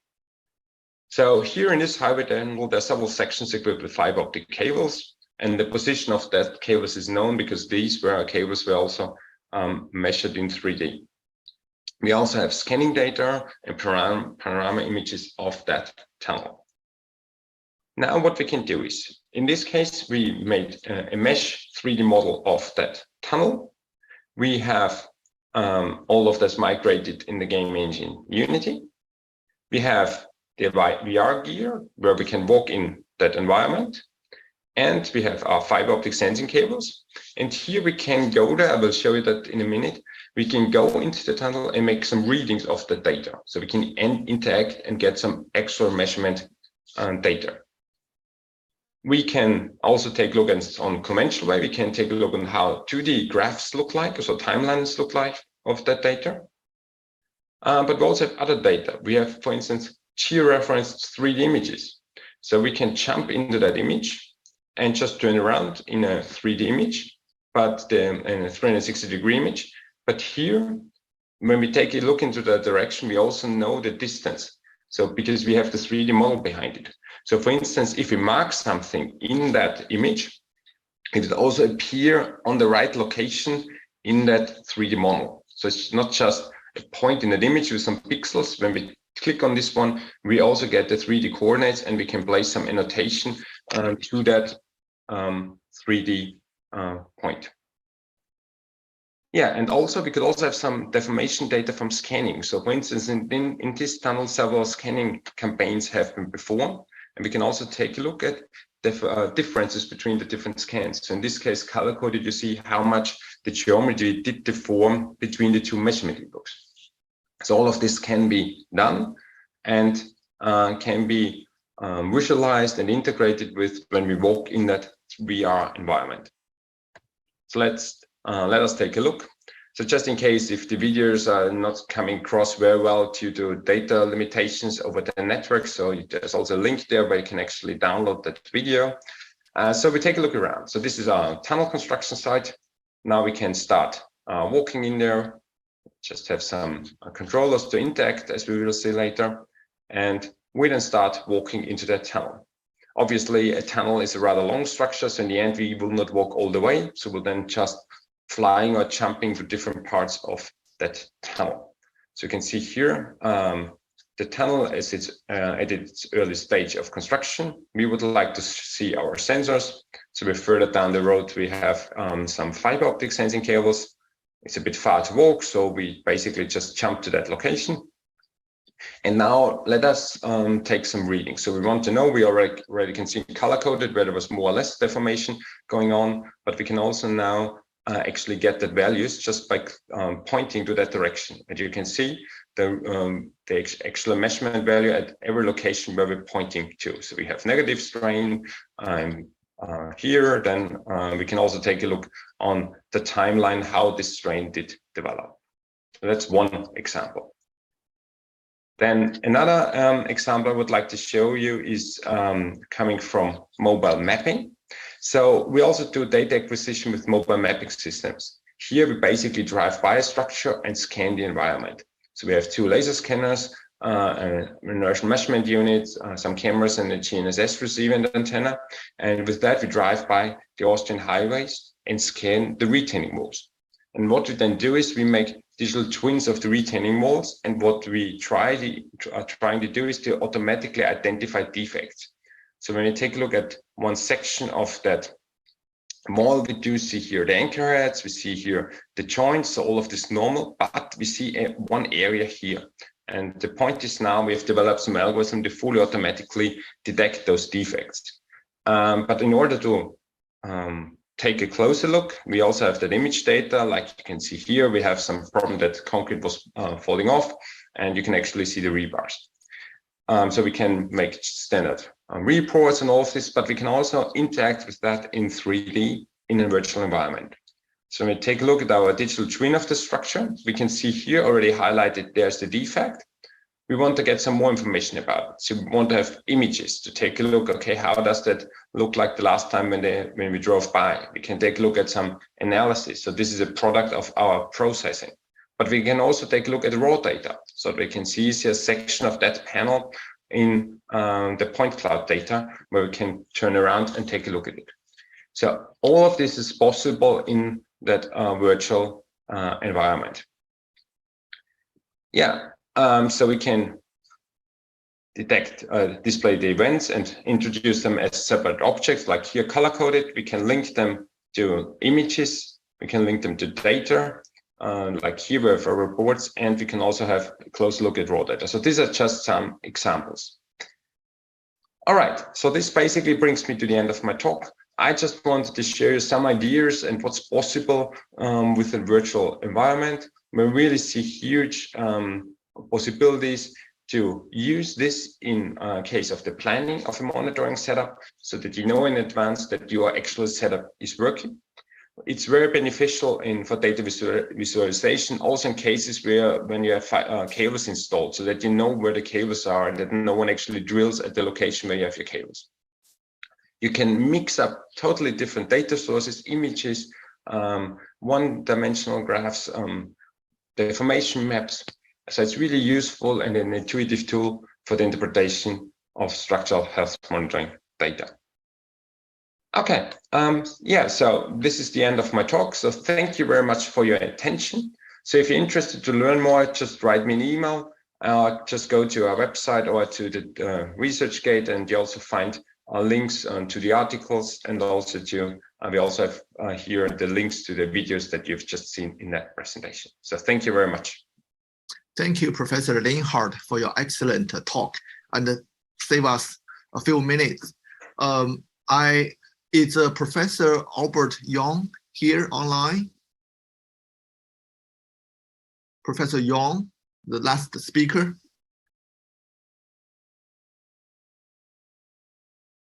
I was given mixed message whether or not he will present, but may I ask again? It's Professor Albert Young online now. Okay.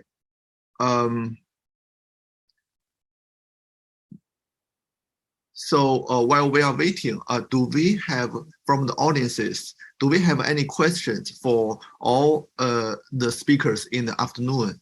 Just 1 or 2 questions, because we do skip the question part in some of the lectures. And meanwhile, if Professor Young, Albert Young, is online, please let us know.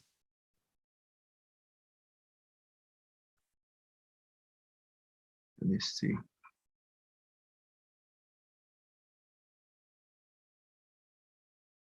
Again, let me maybe last round of call.